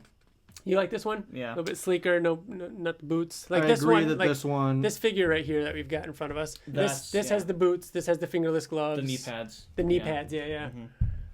The thing is, I prefer the fingerless gloves, but I also prefer not having the kneecaps. The knee. Oh, I kind of like that. Yeah, I agree that I like it better without the knee pads, kneecaps, But whatever. I like the fingerless But gloves. I do like the fingerless gloves. I also love the black and blue. The black and blue is like. I'm a fan of the It's black invincible. and blue. I don't know what it is. Maybe because of my 3 favorite issues, all of no. Conquest. I'm like, sorry. So much has. No, you mean the classic. I like the classic. Yeah. No, I do too. Of course, I prefer the classic. But the black and blue, so much happens when he's in the black and blue that's so big, Iconic. and Impactful. yeah, that I can't. So yeah, Mark shows up, talks to Eve, says he feels a lot better, and that Eve says, "Listen, there's something I really need to talk to you about." She's about to tell him about the pregnancy, but He's got. Once you see it, you can't unsee it. But No, TJ. come on, No. come what are you on. looking at? No, TJ. He's got a little splooge in his eye. The reflection? Oh, it really does, right it looks there. like splooge. It looks Yeah, like it looks like Oh, he's- come on. Yeah, he's got a little. Like No, some- it's only in this. It's only in this, It's yeah. very It's like. It is weird looking. It's just bird shit. Yeah. Yeah. It's just bird Is shit that what from it is? flying Okay. over. Yeah. Great, good Um, save. And Eve's about to tell him about the baby, but he gets interrupted by the arrival of Nolan and Ellen. Nolan says the time for war is upon us. This is Nolan's first time on Earth since flying away. Yep. Big deal. A lot of big deals in this issue. You're right, Bill. And then the second half of the issue is Mark and Eve out on a Recapping, date. and we definitely don't have to go over it. Since we started recapping, though, Corey Walker took back over. Oh yeah, yep. Corey Walker did the second half of this issue. So this is just Mark and Eve out to dinner, and they're just talking about everything Great that has happened in the past. Two-page splash of Corey Walker's interpretation of the Conquest fight. And it ends with Mark saying that I'm worried about what this war will bring out of me and what it would make me become. Yeah. It's very Final Space. Oh yeah, it is like very dramatic. Very Did you guys watch dramatic. the new episode? I'm 2 episodes behind now. What? I've been busy, but I started to watch it before we came here, but then I stopped watching it thinking that we may watch it after we record, but I'm not going to watch it after we record. the episode we watched together, episode 9, was insane. So good that ending. was very good. And I then wanna episode rewatch 10 was that. probably my least favorite of the season. Was episode 10 It the was- one after that? Yeah, it was all what's his face, the owner of the ship.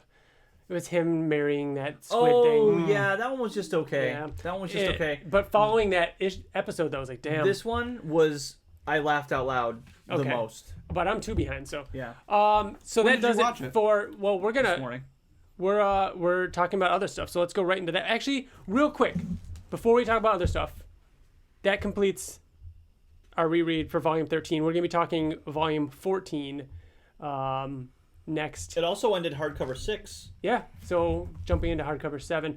This is the beginning of the Viltrumite War, and it's a 12-issue long thing. So we're going to do in the Viltrumite War Part 1 and Part 2, a month apart. Before we get to some other stuff. If you have the trade paperback, you can look in the back and see a picture of Ryan Ottley wearing that's good. an Invincible, or as they put it, Invincible wearing a Ryan Ottley body. Oh, that's really funny. I think that's pretty good. We've got one more email that I want to talk to you guys about, and just we'll go over quickly. This is from Bryce Bloomfield. They say, this is going to be a really long email. I know at the beginning you guys talked a lot about it being adapted into a movie or TV show or animated show, but I have taken a really big task and completely fan-casted a gigantic Marvel-sized budget movie series. This was created in unison with my buddy Willie while we would just talk on the phone for hours at a time while delivering mail. They're both mailmen. And I'm pretty behind it. We have talked about long game scripts and like a 6-picture deep storyline. I guess you could say we're obsessed / in love with this series, lol. But anyway, I'm going to continue on with my really large, big budget live action fan cast. So he lists all the characters and who they should be played by, and then says, absolutely feel free to pick this apart bit by bit if you do or do not agree with what I've said. I realize there are quite a few people that I may have missed, but I purposely left off some B, C, D tier villains for time's sake. Baby versions, young versions of characters, Tara, Oliver, Markey, are hard to pick out because those aged actors aren't very prominent, so I left them out. Let me know what you guys think. Love, Bryce. We won't have to go into details, but I want to know who plays Invincible, and I want to know who plays Rex I knew this would take too long, so I took the liberty of just making an image of all of them side by side, so you can just look. So it'd be super and we can easy. talk about it. That's what I mean. So, Debbie, Anne Hathaway. No way. Yay or nay? We'll just Too go young. quickly. Amber Bennett, Dakota Fanning. And Anne Hathaway could play Debbie. I mean, think of Marissa Tomei playing And again, think Aunt about May. This is like huge budget. Like this is like Right. going for shooting for the Anne stars. Hathaway, I like. Amber Bennett, Dakota Fanning. Definitely. William Clockwell, Jamie Bell. I liked that one. I love yeah. Jamie Bell. I think Jamie Bell he's could awesome. maybe be a bigger character in it. Oh yeah. I could see Jamie Bell as Rex Blode. Russ Livingston, or not Russ Livingston. That's Rick Sheridan. Sorry, Yeah. Rick Sheridan. Dacre Montgomery As is the guy Red Power from Ranger. Red Power Ranger, Stranger Things. Yeah. Cecil is Tommy Lee Jones. Can't ever see anyone other than Ed Harris. Donald Ferguson, Tony Hale. Kind of like that one. I really like that one. Yeah, I like That's that really one. good. Art Rosenbaum, Chevy Chase. That's fucking. I don't know if I like That's that. Zoom. Is that Zoom or Sky High? It's Zoom. Which Is one it? he played? He played a fucking superhero. But yeah, I like Debbie. I like Amber. I mean, I like Rick. Most of these I like. I don't know about Cecil. I don't know if I would do Art. But all the other ones I like. All right, those are the non-powered. Now for the superheroes. He does the Zac Efron Invincible I one. fucking love Zac Efron now. I still would think be he's okay too with old. that. I still think he's too old, but I don't. like it. Omni-Man, Josh Brolin. Josh Brolin is Omni-Man. Go down. That's Oliver fucking awesome. is Jack Dylan Grazier. Who Yeah. played Eddie in In fucking It. And also And also in Shazam. In Shazam. Yeah, Yeah. I can I see think that that's for sure. perfect. I think that. Yeah. His I like Adam that a Eve lot. is Amber Heard from Yeah. Aquaman. Yeah. Yeah. A little I mean, older. she's A little older. she'd probably be right with Zac Efron. How though, dare wouldn't he put any other person Than The for Rock. Alan the Alien? Because he has The Rock But- somewhere else in here, and I don't think it's that bad. John Cena as Alan the Alien, I don't think that he has the Which is- acting chops to do it. I I don't thought think- you were about I to don't say think- John Cena. I can't see it. I don't think John Cena has the acting chops to play John Cena. He just should not Yeah, act. which I think if he was heavily He was really CG'd funny in Blockers. Have you ever seen Blockers? No, it looks You've so never seen bad. Blockers? It looks so bad. All right, Dude. Guardians- Him like with the hose, like his facial expressions. It Shut looks up. so All right. bad. Guardians of the Globe, Immortal, Gerard Butler. I like it. That's interesting. Black Samson, Winston Duke from Black Panther. I like it. I do too. That's good. Rex Oh! Blode, Tom Holland, Wow. TJ. Yeah, I like it. I can see that. Yeah, I can see it. I like that a lot. Duplicate Millie Bobby Brown. That's kind of white. What do they call it? Whitewashing. A little bit. Whitewashing. She's yeah. definitely Asian in the comic. She's definitely Asian. Yeah. Um, Lucy Liu. Too old for that. Oh yeah, you're right. You just picked a random, Yeah. like the first Asian that came to mind. Bulletproof, Anthony Mackie.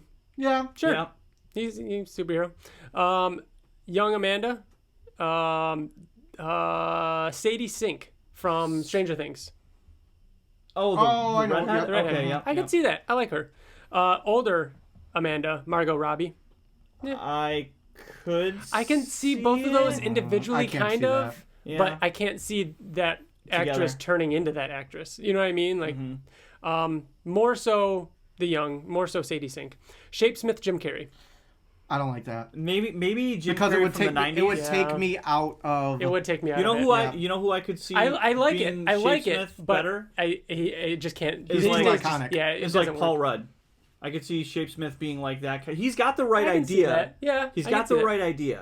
a comedian. A comedian for sure. And yeah. then finally, enemies.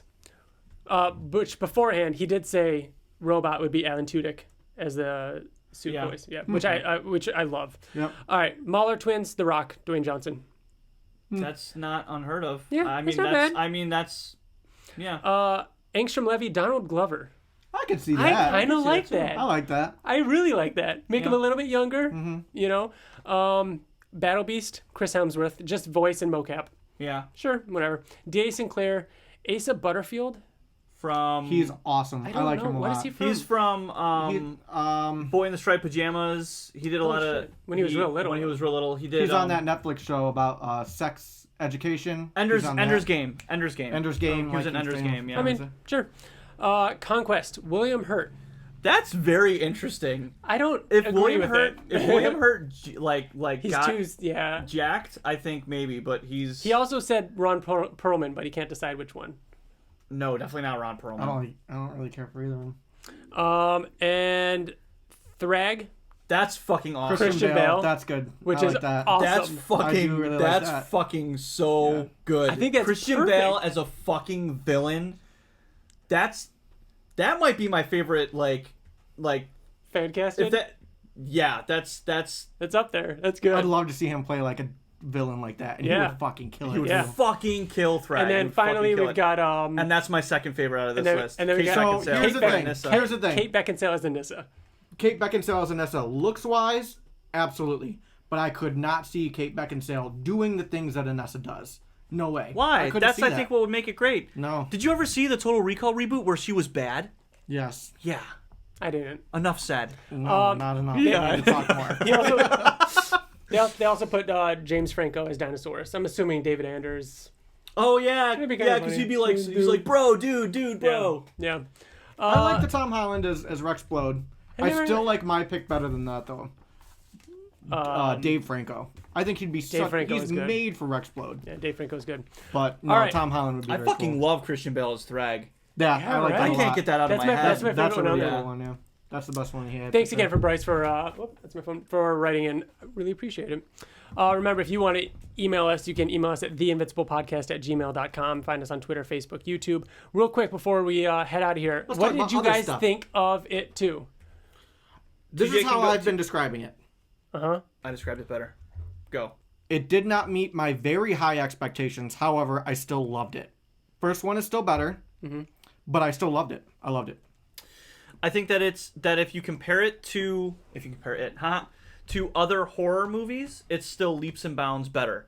But if you compare it to the first movie, it doesn't even, in my opinion, touch it, because the first movie, in my opinion, is an actual R rating because of the content that's in it and like the type of horror that it has. Very real, disturbing. Very real, adult, like Mature, mature. Which is ironic because there's children in it.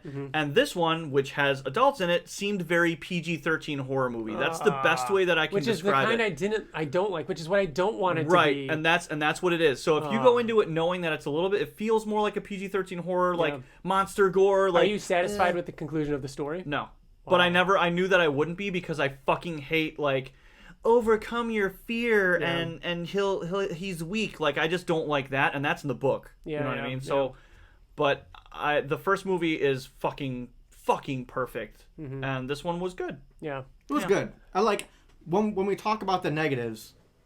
I feel like that's always the direction that it Oh, goes. yeah. You know what I mean? But it honestly, like it was a good movie. It was really good. It's just the first one was better, and that's all. But like the things that I liked about too is that some people may get turned off away from is that it's more based on the story itself. When the first movie was great because it gave you like little snippets of the story. It doesn't tell you much about the story. It just gives you like little hints here and there to make you go, I wonder what this is about. But this movie, because it's the ending, it gives you all the answers. So you're like, oh, okay. Oh, okay. Oh, okay. So there's not much mystery because it's revealing the mysteries to you. So that's why I like the first one better. But I still really enjoyed this one. I liked it a lot. So Good. You guys what are your expectations for the Joker? Really fucking high now. super high. Yeah. Yeah. I mean, it's getting Perfect scores on everything. Yeah, everyone can see the rave reviews. I mean, Joaquin Phoenix he's a fucking mastermind. Like, you forget how good he is at stuff, and then, like, do you remember how good fucking Her was? I actually haven't seen Her. You haven't seen Her? I know. Are you I fucking swear serious? we saw that together. No, I never got a chance to see it. Oh my God. I've been wanting to see it. Dude, it will break your fucking heart. It is so like, hard to watch. You and Katie Yeah. need to watch this movie. I love how you're like, it's so hard to watch. You should watch it. It's so good. Dude, it is so good. We were just talking Yeah. about how much you love Ruby Sparks. No, I know. I know what it is. Oh my god, I've it's been way better wanting than to that. see it. It's dude, people Hey, Walk the Line was good. like champion for Did Scarlett. you see that? Yeah, for Scarlett Johansson. When we're talking about Joaquin Phoenix, Walk the Line is not in the conversation. Signs is Pretty though. sure he was nominated for Best Actor. Yeah, he was in Gladiator too. But that's the movie we should be talking about when people- it comes to Yeah. Joaquin Phoenix. Shush. The Master. The Master. People champion for Scarlett Johansson to win Best Actor, or Actress. Best Actress for an Oscar for her. Really? But they said that she Because- couldn't because she was like voice acting or It something. I was don't know. his It was, voice, yeah. but dude, it the whole movie's fucking perfect. Yeah. and Joaquin's amazing in it.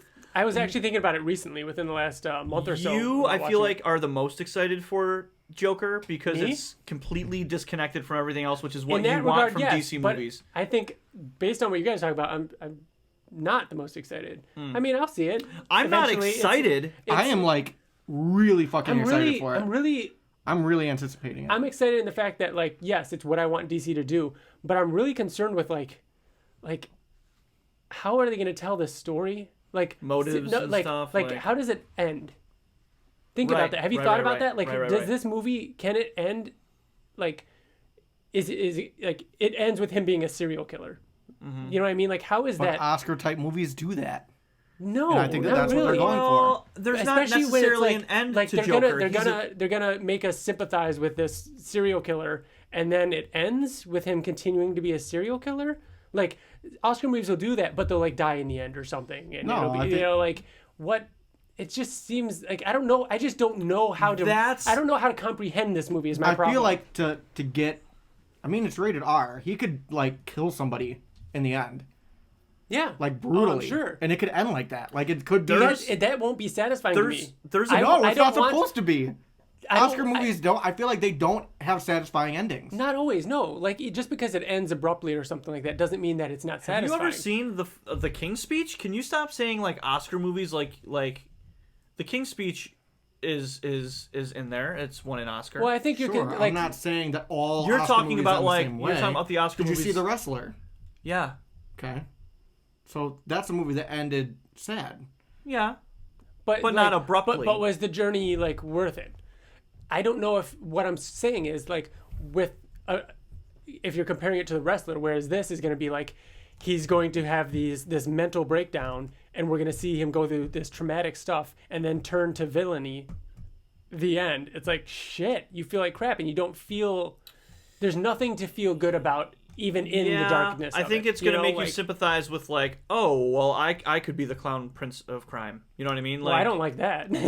Well, I don't mean- think it should make you But he sympathize also like that. doesn't have to be the Joker that we know. He's clearly not going to be that. So it could end with him being But a would you villain, like but that? him being sad. But Batman doesn't see that. We as the audience don't see that. We would see it in the Joker movie because we're going to see that side of him. So we're gonna be like, okay, here's this guy. He's lost it. He's killing people, but he's sad on the inside. That's what I'm thinking. Again, I don't know. None of us know. We haven't seen it, but that is where my concern is coming from. What do you want from a Joker back? What motivates a person to turn into what he That's turned what- into? that's Like, what what are your expectations and what where he came from. Ever since this movie was announced, I don't know, because it's Right. just like, it's kind of like Suicide Squad, where it's like, hey, we're a bunch of bad guys, and it's like, sympathize with us. Right. You know what I mean? Like, Breaking Bad was a good That's like, what I was just gonna story say. of like, Right. here is, yes, it's going to end tragic. He has his ups and downs. He's doing it for the right reasons. He's slipping. He's turning into this villain, and we're seeing this journey. But I don't know. So Breaking Bad Like- is a great example. That's what I was going to say, is that it starts with you empathizing Yes. with Walt, and then by the end of it, you're like, holy shit, can you just stop being like a really bad guy? Yeah. You know what I mean? And then he has that redemptive thing at the end where he saves Jesse, like, spoiler alert. So I feel like the Joker But can movie it is have gonna that? is yeah, why not, dude? Like, you can movies Because Walt's story ended there, as he did something redemptive. Whereas this, we know, again, unless it doesn't, we know that he goes on to be But a we psychopath. want that. We like villains. Like, you're watching a movie about a villain, and you like the villain. There's something different about cheering for the villain and thinking the villain is cool, but when the villain is suffering from mental health issues and killing people, that's when I don't feel comfortable cheering for him. I don't Like, that's necessarily tough. think that's what this movie's trying to do, or any movie would try to do when it's talking about mental health. Like, you don't watch a serial killer movie rooting for the serial killer to kill people unless it's like Freddy Krueger, Jason, like that Yeah, kind of thing. yeah. I think, like, if you think about movies about the mentally ill, it makes you feel uncomfortable, and you don't necessarily root for that person, but you have more of an understanding about them. Like, that's Yeah. I don't think the goal for this is for you to be rooting for Joker. I think it's for you to be. I was afraid of Heath Ledger. I said, after I saw The Dark Knight, I would not want to be alone in a room with him. I still enjoyed watching him, Yeah. and I still like think that the things that he does are fun and cool and like for a villain. But I would not want to be left alone in a room with him. I think it's going to be kind of like yeah, that. Like, but imagine a whole movie dedicated to just that. Like, I would fucking love. I always say The Dark Knight is Joker's movie. Yeah. Hands down. I'm curious though. That's the biggest thing that I'm most curious about with this movie is how the story is going to be told and how I'm going to feel afterwards and whether or not like. That's why I'm excited for it, because I have no idea, and I love the trailers because they show nothing. Yeah. They show nothing. There is a part though, if you watch the trailer a bunch of times, there's a part where it shows Arthur. Is his name right? Arthur Fleck. That's his name. Yeah. It shows him curb stomping the heck out of somebody in an alleyway, like crazy over and over and over and over again. So he's absolutely going to kill people. It's rated R, dude. Well, yeah. Like, he's obviously going to kill people. Yeah. That's what I was saying. Yeah. Interesting. But I don't mean by the end, like he's going to, No, I know. like, yeah. Quickly, Bill, how is Control? I've been hearing a lot about it. Did you know that I was playing it, or Yes. you don't because you just stalk my PlayStation? I saw you were playing it. It is not for everybody. Let me say that, but it is fucking good. I've heard really good things. Like And it's only like $30. no, it's fucking $60. Oh, okay. Yeah, I thought it was lower. No, it's a AAA Remedy Max Payne Yeah. Quantum. I thought it was shorter too. It's 10 hours. Yeah. But there's a lot of stuff to do. Did you finish it? No. Because how you have to do it is like there's little bits and pieces of like memos and stuff throughout, like, normal stuff, find this recording, and all of it has really like imperative story that if you're just into it for the action, cool. It's a great action game. The action is great. But I love the fucking story because it takes like this idea of interdimensional, like the oldest house, that the building, the Federal Bureau of Control that they're in, doesn't exist unless you are looking for it. Okay. So, okay, see how you just were like, okay. That's how you are throughout the entire game. And by the end of it, you're like, I understand everything. Wow. Like, but it's so crazy. Like, you can walk in, like It seems like a game TJ would really like too, because I feel like TJ really likes those, like third-person narrative, like not the same genre, but the same play style as a Evil Within type of thing. TJ will not like it because the story is really difficult. And I'm not saying that you're like, you don't like difficult stories, The TJ. story is difficult? I love the game because it's the best kind of sci-fi is where it throws you in and you just slowly understand like what they're Outer talking Darkness. about. Yeah, like it's It's like this world exists. If this world exists, just Yeah. fucking accept it. We're not telling you the story about how this world exists. This world just exists, and we're telling a story within it. Yeah.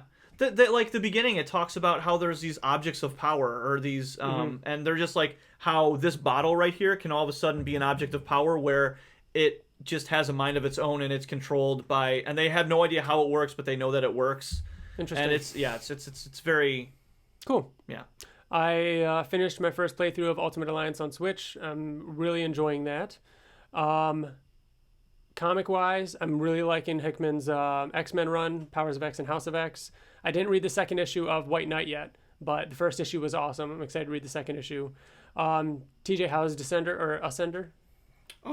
It's great. I'm 2 behind, so I still got to catch up. And I hear that the most recent issue was nuts, so I still got to read the last 2. There's a lot of comics and stuff I want to get caught up on before. I got like 3 weeks to get caught up on a bunch of comics and get things together. I feel like I should probably read this. Which one do you want me to read? White Knight. You have to read the yeah. first one first, obviously. Yeah, okay. I'll give those to you. You got to read that. I just ordered, and I literally just got them in the mail yesterday, and I got to read them. Last Night on Earth, Night being cool. K-N-I-G-H-T. That's, I'm hearing Scott amazing things. It's Scott Snyder, written by Scott Snyder. It is illustrated by Greg Capullo, of course. Is this is their last thing together, right? It is. It's the Court of Owls team. It's yes, Gwen Snyder, but it's also inked by Jonathan Glampian, who did inked Hush, and it is colored by FCO. Oh, Get the fuck out that of here. is a fucking team and a half right there. I haven't seen FCO do anything in forever. He disappeared for a while. Yeah, well, he's on Last Night on I Earth. thought so. And I'm hearing like amazing things. There's so many DC things that I want to read. Yeah. Other than just Batman, like I want to read Deceased. I want to Is read Last Night on Earth where he's carrying is, around like Joker's head or something like that? Yes. Yeah, like Okay. I That's don't all know I much know about is the it. cover. I don't know Exactly. really anything about the story, so You'll I'm have really to looking forward let us know what you think. I feel like Ben from Nerds Chatting had said something about it, and it wasn't great. Mike read it, and he says he's Really? raving about it. And I've been seeing people online talk about it too. I could be wrong. One thing that's cool about it too is that I went to go download it. You can't get it digitally. I had to order it off eBay. Really? Yeah. Interesting. And you can't find it in stores. I went to 3 different comic shops, so I had to order it. Yeah. Before we talk about The Boys, is there any other games, movies, TV shows? I know you guys don't watch it, but I watched the 3rd season of 13 Reasons Why. That came out. Watch it. It was a little weird. Yeah. I don't know if any of our listeners watch it, but it was like, so 13 Reasons Why is meant to be very sad. Ryan, you and I watch, why am I drawing a blank as to what, This Is Us. That is a show that we watch, and it's supposed to and now Well, it has a lot of highs and a lot of lows. Just like 13 Reasons Why. Okay. Same exact thing. But imagine, This Is Us is about a family like dealing with the tragedy of their father and husband dying, and how they interact with each other. 13 Reasons Why, everybody knows what that's about. Now imagine in the 3rd season of This Is Us, they're like, the husband didn't die by accident. Oh, jeez. And then it turns into a mystery. Yeah. No, the mystery was awesome, but that's not what the show was supposed to be about. So I was a little iffy about that. Something else I wanted to talk about too. I can't remember what. I was gonna bring up. Well, we're going to be recording the Oblivion Song podcast this week. So if you think about it, we'll talk about it on that. We will indeed. We're going to wrap up this episode by talking about The Boys spoilers real quick. But before you go, if you don't want to hear those, remember you can email us at theinvinciblepodcast@gmail.com. Find us on YouTube, Facebook. Go check out that YouTube video. It's a lot of fun. We had a great time doing it. Our outro song this week is going to be Starting Now, which is by our friend Wyatt Layne. You can find his music over on SoundCloud, iTunes, and Spotify. Next episode might be live from New York Comic Con. Not live, but we might record it in New York.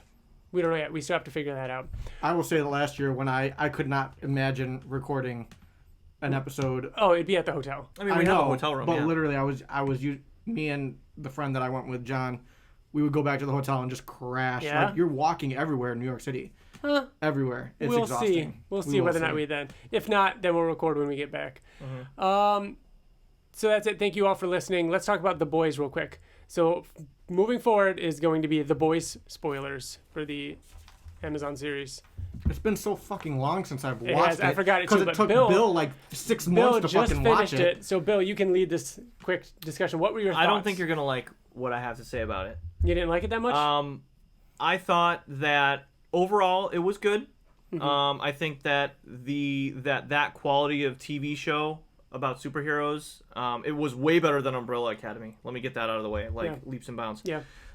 It started really strong. Mm-hmm. Like the things that it was doing in like the first episode where fucking A-Train ran through Robin Mm-hmm. and like that whole graphic scene. Huey's like growth as a character and how he ended up with Starlight. Starlight's growth as a character, but then it started to just drag. Like every episode after like the third one was like, okay, we fucking get it. Like Billy Butcher doesn't like Huey dating and falling for Starlight, and I get it. Like whole episodes were just about the same shit, and then you get a little bit of story at the end, and I did not care for like the whole Compound V thing. Like I don't know, it didn't fulfill the promise of the first episode where like Butcher was, remember when he was fighting Translucent and he was like spitting blood at him to see where he was. Yeah. Like that fucking shit was awesome. Like, and I'm not just talking about the action because I like slow burn stuff too, but this was like come the fuck on.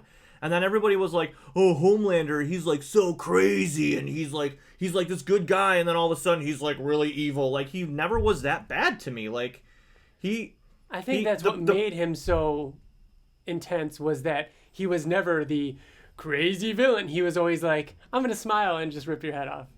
But he wasn't like that. He wasn't like that. Like, I wanted more of an extreme from what people were telling me about it. Yeah, like he was just like, he's like, shut the fuck up or I'll laser you to death. Like, that's all that he did, you know? And then the plane scene, I get the plane scene, like him leaving all the people to die. Like, but that to me wasn't really, kind of made sense. He's like, for what he's doing and where he is, you know what I mean? He's just an asshole. Yeah, he's a corporate. He's not Conquest. He's a corporate asshole, and I also did like, however, how he wasn't as bad as Butcher thought that he was. Like he like the whole time he was like, you thought that I fucking did all this shit? Like I know. that I killed your wife? Yeah. He's like, it wasn't fucking me. Yeah, like I just did you a favor. Great twist. Yeah, that So was. it sounds that like was a cool twist. Everyone else's perception of Homelander ruined Homelander for you. Yeah, it did. A little bit. And I liked. So here's how I liked the show. I liked the first maybe 2 to 3 episodes. I didn't really care. Like, I feel like you literally could have skipped everything in the middle and then just watched the last episode. I thought... I'm curious as to see whether or not it was because of you watched it weekly, 1 episode a week, basically, right? It was hard. That's what I mean. I feel like it was really fucking I feel hard. like it would have been better going just through it in like 3 crushing days. it out. All that stuff in the middle was just it was over just as quick as it started. So for me, that was like nothing. Yeah, but it was an hour-long episode of them at a fucking religious, like... That's the only episode that felt like it was a little bit of a dude, and filler. it felt like that was the whole fucking show for me. So, I guess that I would say that I was disappointed, like by the from what the trailer showed me. Like I wasn't expecting, and it's not. Again, I can't say enough that it wasn't about like there not being enough gratuitous. Like that's not what I liked about the show. I'm not saying that. I'm not saying that. I'm glad it wasn't what we expected. Do you remember me saying like I was like, wow, dude, this has a lot of character to it. Like I really like that. Literally, what I think of it was just slow and boring. I don't see that at all. Yeah, but like maybe because it's a superhero show, you were expecting, like you said that it was slow and boring. Mm-hmm. I think you were expecting maybe like more action. I just said no. How many times did you see A-Train on a fucking track talking about how he's got to be the fastest fucking super? Literally every scene that A-Train is in, he's sweating because so he's... you did want more action, or you didn't? No, it's just the same fucking thing over and over again. Leave it alone. I get it. A-Train, no, you're trying to be the fastest guy. The show. I wanted good story, and like literally when I think about The Boys, I always go to the same scene, and that's Homelander with Daddy. That whole like him talking to the guy who raised him, and he didn't give a fuck about him. Oh, thank you. Like, Second to last. That's what I'm saying. Those were awesome episodes. The second to last episode and the last episode.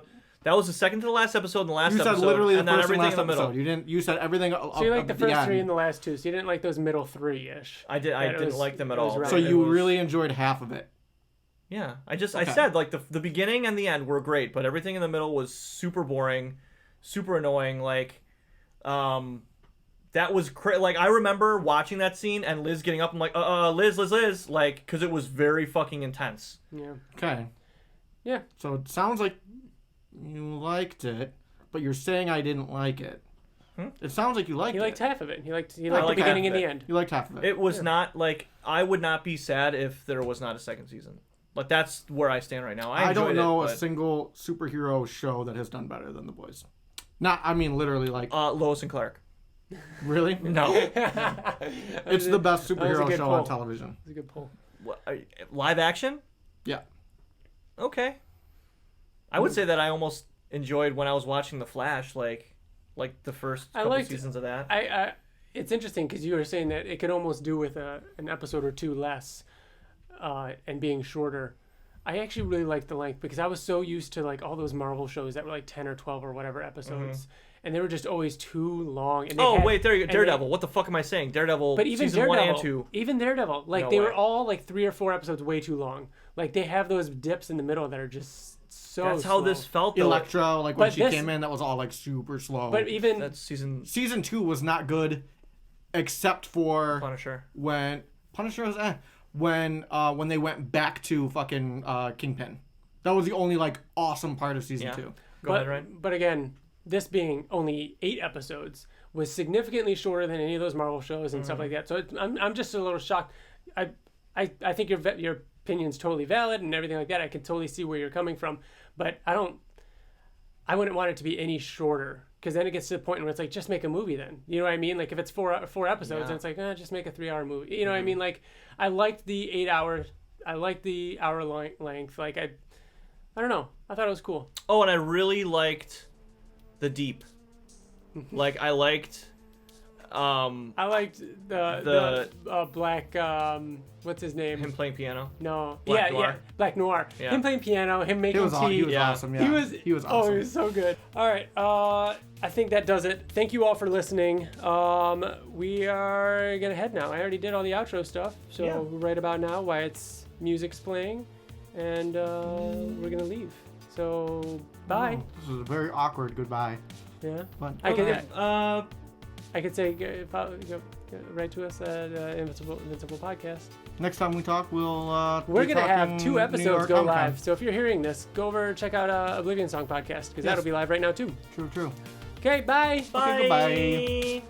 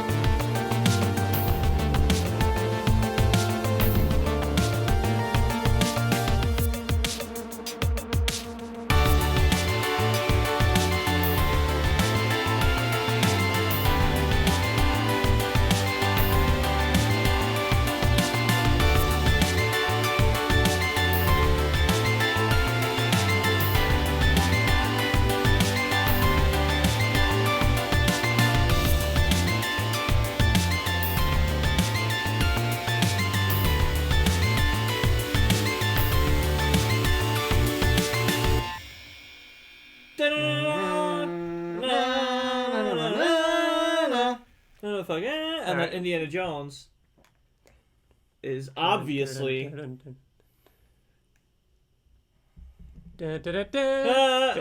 yeah, that is hard to get there. Now do Superman. Dun, dun, dun, dun, dun, dun, dun.